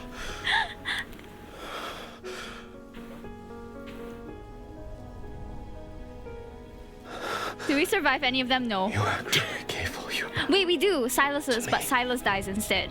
So, it's either... There's never a happy ending, okay? I'm just waiting for the day we have a happy ending. But it's not gonna come soon.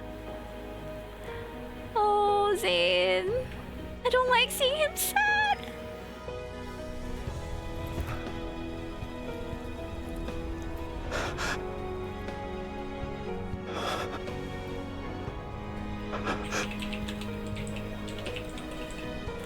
I experienced like the prequel to divorce in this card as well.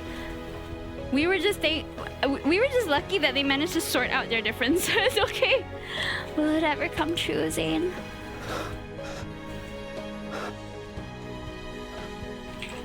Your wish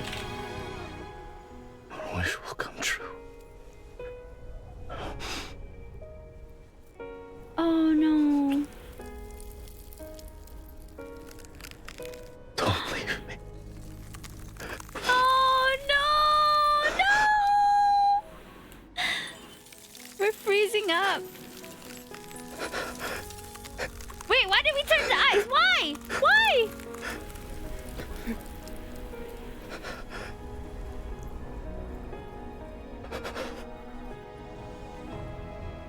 Before the snow stops, I'll wait for our reunion. No! That was very Anna coded. You guys are so right. I didn't even notice in the trailer that she froze up. As the last ray of sunlight passes over the frozen twin rivers, no one witnesses the peeling of dark blue glaze in time's wind, or the crumbling of clay tablets that recorded a glorious past. No longer do devout worshippers chant the goddess's mighty name and glory, nor does anyone listen to the loving words the deity whispered into the hidden corners of the universe. Pure white swirls down from above to blanket every sound and breath of life in the world. What was once the goddess has fallen into a silence more enduring than the death itself. Within the cold and quiet, she waits for the next reunion with her beloved. At the end of the tower's long staircase, the Angria spire erupts with brilliant radiance, and that light instantly devours the goddess' dwelling. The divine tower collapses and shall become one of the countless golden threads within Angrio's spire. The lonely deity will also step into eternity and become a silent watcher once more. Before the blinding white light fills his gaze, he turns and glances upon this world. The golden Anzu spreads its wings, its brilliant golden feathers transforming in the wind and snow. They become as translucent as ice. So the world got frozen over? We're experiencing the ice age right now. Oh, we're back at the library, guys! It's an ordinary morning. Groggy, the administrator yawns, rubs his eyes and pulls open the library's weathered doors from inside. Cold wind seeps through the gap. Caught off guard, he shivers. It's cold. Brr. Got me on brr. Fixing his collar, the administrator quickly flips the closed sign over. Do people visit this place? Why is this here? He picks up the old book that somehow fell to the ground, dusts off the cover and places it back on the shelf. The sound of footsteps fades away and silence returns to the library. Faint morning light shines along the window frame and touches the organized bookshelves. On a book's spine, a snowflake silently melts. No, that was just one of the universes. We got knocked off the shelf, guys. Man! Man! I'm so sorry. I need to like yell for a moment. Why do they hate us? Oh man, wait, she's serving face though. Look at her. Look at my cutie. Look at her, she's literally so cute. Do you see my MC right here? She's so adorable actually. Sorry. Man, the angst does not stop. I think, okay, I'm surprisingly not crying this time. So far with all the myths I've, oh my god! That's a scene that,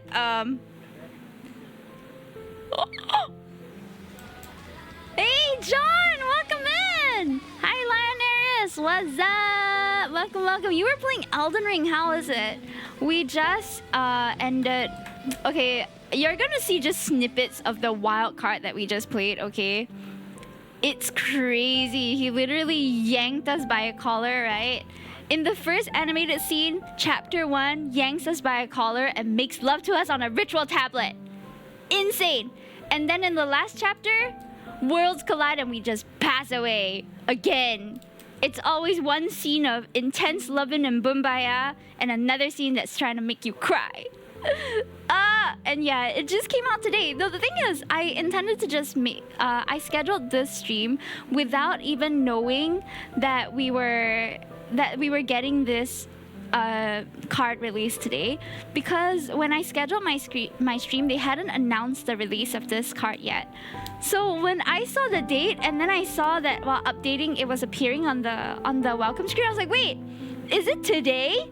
And then I realized, oh yeah, okay, I guess we're playing the myth story, so we're not gonna have 2 hours of chill, we're gonna have 3 hours of angst instead.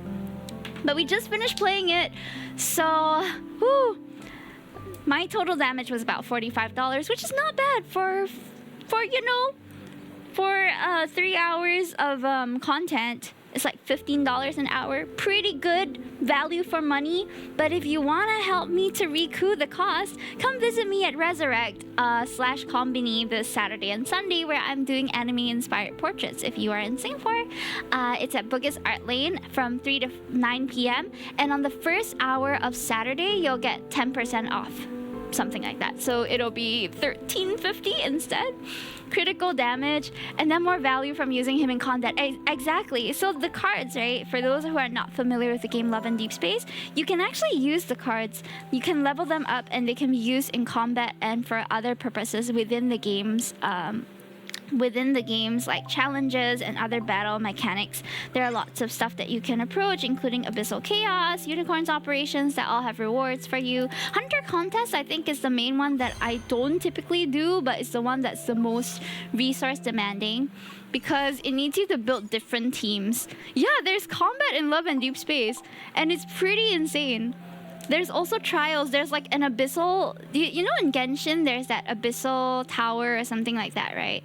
There is one for every single Lee in this game, and a spiral abyss.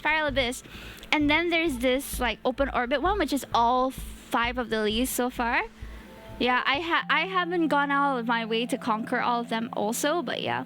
Most people don't spend much time in actual combat. Same, I mostly spend it on the stories, but the combat and mechanics and everything just adds value to it. To me. I had a different view of it because of the scenes. That's fair enough. But I would say that the strongest part of Love and Deepspace for me is always the storytelling. The world building for this myth was pretty insane, honestly. There was so much lore and so much to the roles of our main character and our love interest in this myth that like make me scratch head, you know, like I don't know what they're doing, but at the same time I'm like, okay, so they're slowly unveiling the different roles that the characters play in their different worlds. And I feel like this time the world building was a bit different from Xavier's Myth, which came out earlier this year. I felt like Xavier's Myth had a lot more involvement of the townsfolk and story behind, and more politics involved, because it wasn't just us and Xavier, it was us, Xavier, and the people that once resided in Phylos, which is where Xavier comes from and where we also originated from, our home planet, supposedly. So there was a lot more politics and I guess bigger picture considerations in Xavier's card, whereas the Zayne and MC's cards are very focused on Zayne and MC, just the two of them, and how he's been trying to manipulate fate in order to save her in every life that she has, but of course failing at every path so far, except for the current story where they're living peacefully in Lincoln. But for all we know, she's gonna die at the end. For all we know, okay? Story is still like coming soon. There's still one more Lee. I don't even know what's canon anymore. Xavier is a child. No, Xavier. Okay, so the 5 Lees that we have here, Zayne and Caleb are childhood friends. Caleb being the one that was raised with us, like our brother, and Zayne, who was our classmate, I believe. But the thing is, we've lived many lives in this game. So in some lives, Caleb is the newest, yeah. The thing is, MC's power, supposedly, in this world is that she's able to be reborn. So because of that, she has met all these 5 Lees in different moments in her life. In some lifespans that she's lived, she was more associated with Xavier, for example, or in other lifespans she was more involved with Raphael.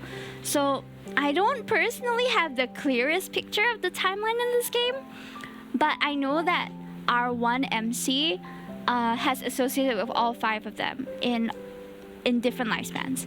Silas and Xavier are most closely connected to her origin story, from what I recall, because the whole reason why Love and Deepspace exists was because of Xavier and the backtrackers who made the time traveling possible. And then Silas was also involved in helping her to escape her initial fate. So initially when it was discovered that MC had this power to keep regenerating, right? People were basically using her as an endless or infinite energy source, from what I interpreted of the story. Okay, that's how I remember it, is that some people were trying to use her as an infinite energy source. So Silas was the one who broke her out of that cycle, because she would regenerate and then it would destroy her and release energy, and then she would regenerate again. So they were basically using her like a hamster wheel, right? Silas had previously encountered her before. I think he was one of her earliest encounters, and then he saved her from that cycle. Therefore, she was able to live all these other lives. But because of Xavier's time traveling thing going on also, so we have like so many things going on. the ones that are most linear to me, actually Caleb's one is also not linear, because Caleb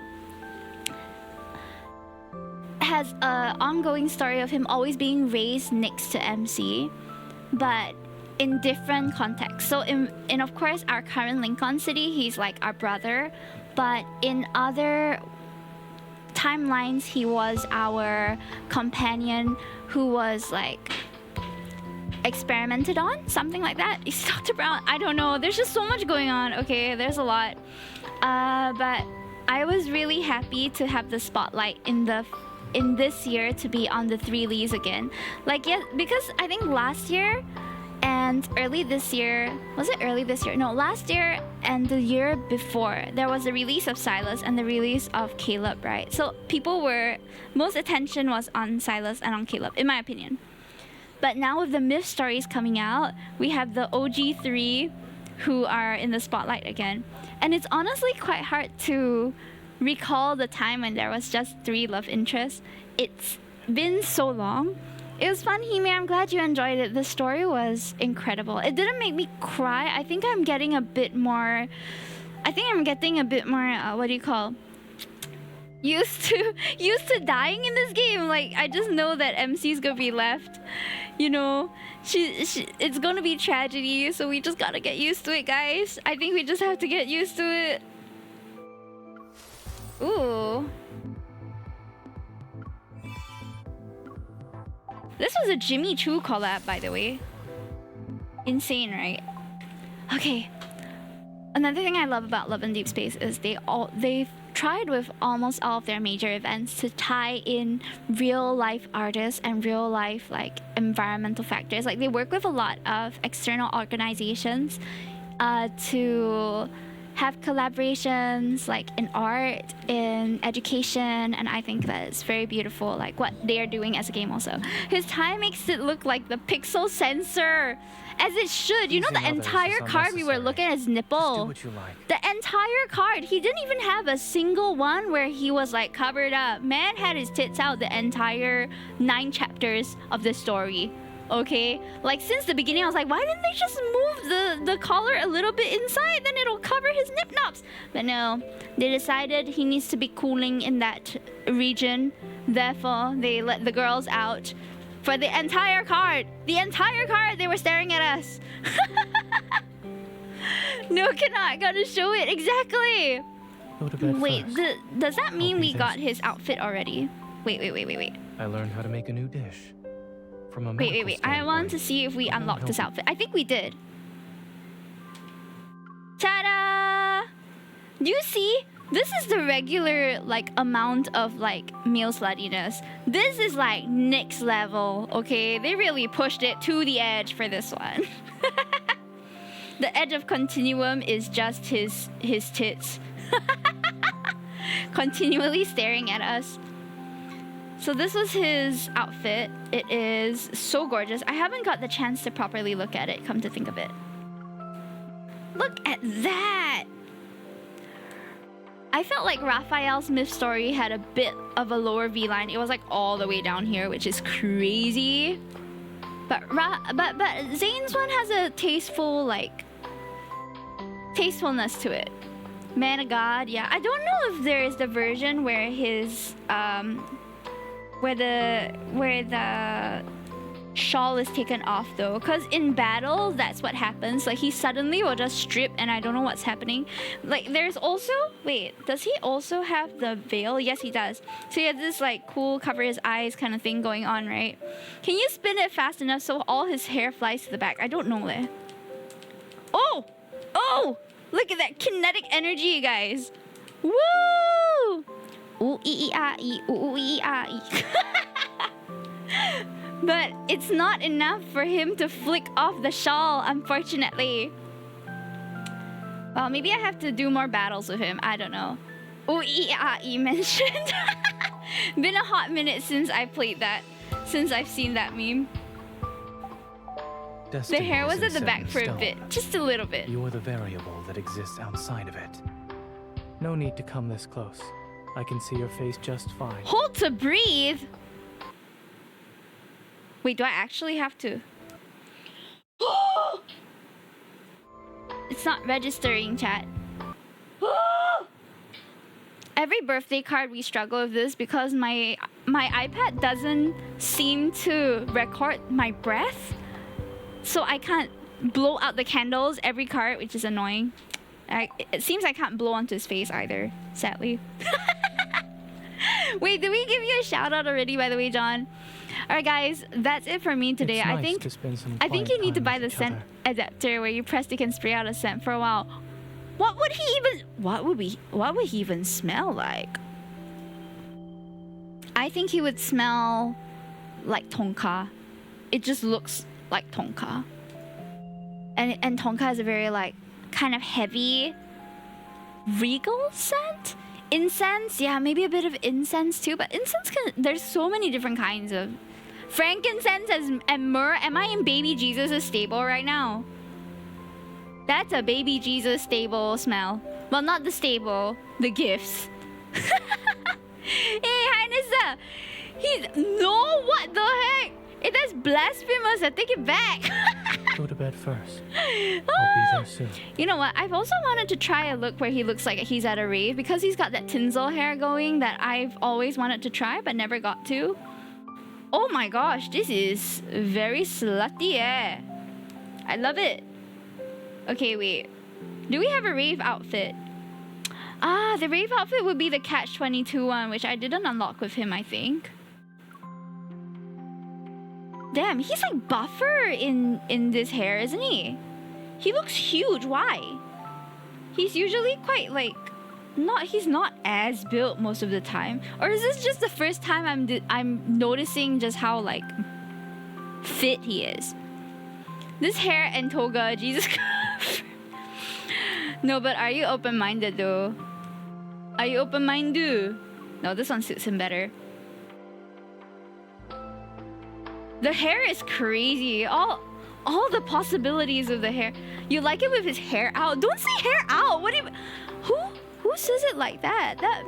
That feels like you have hair in places that shouldn't be seen that is being seen.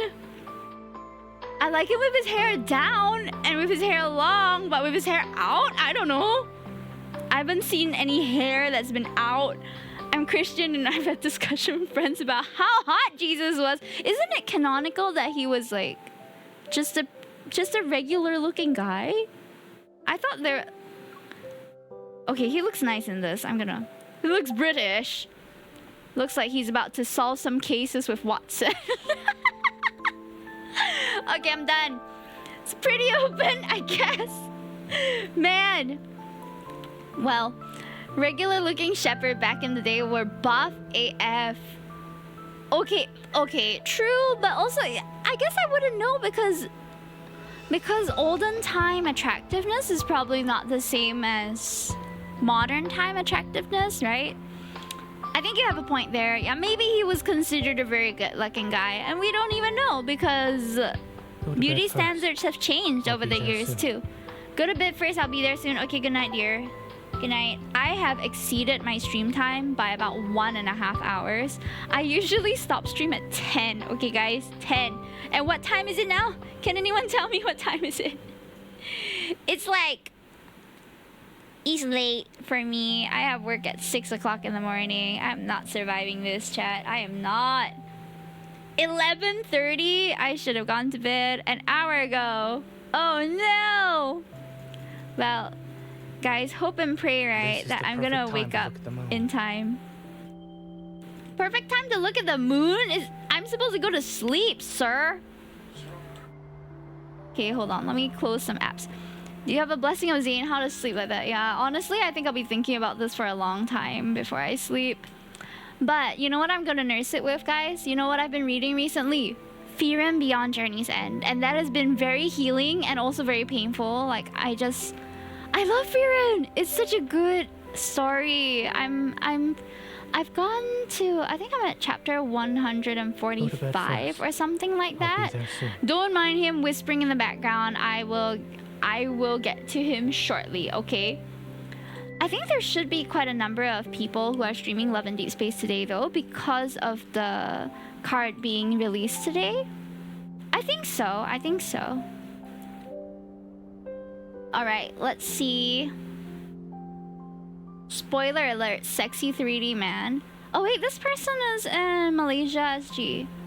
Ooh, shall we go there? I think we can go there, chat. I think we can, chat. Mama Sheep!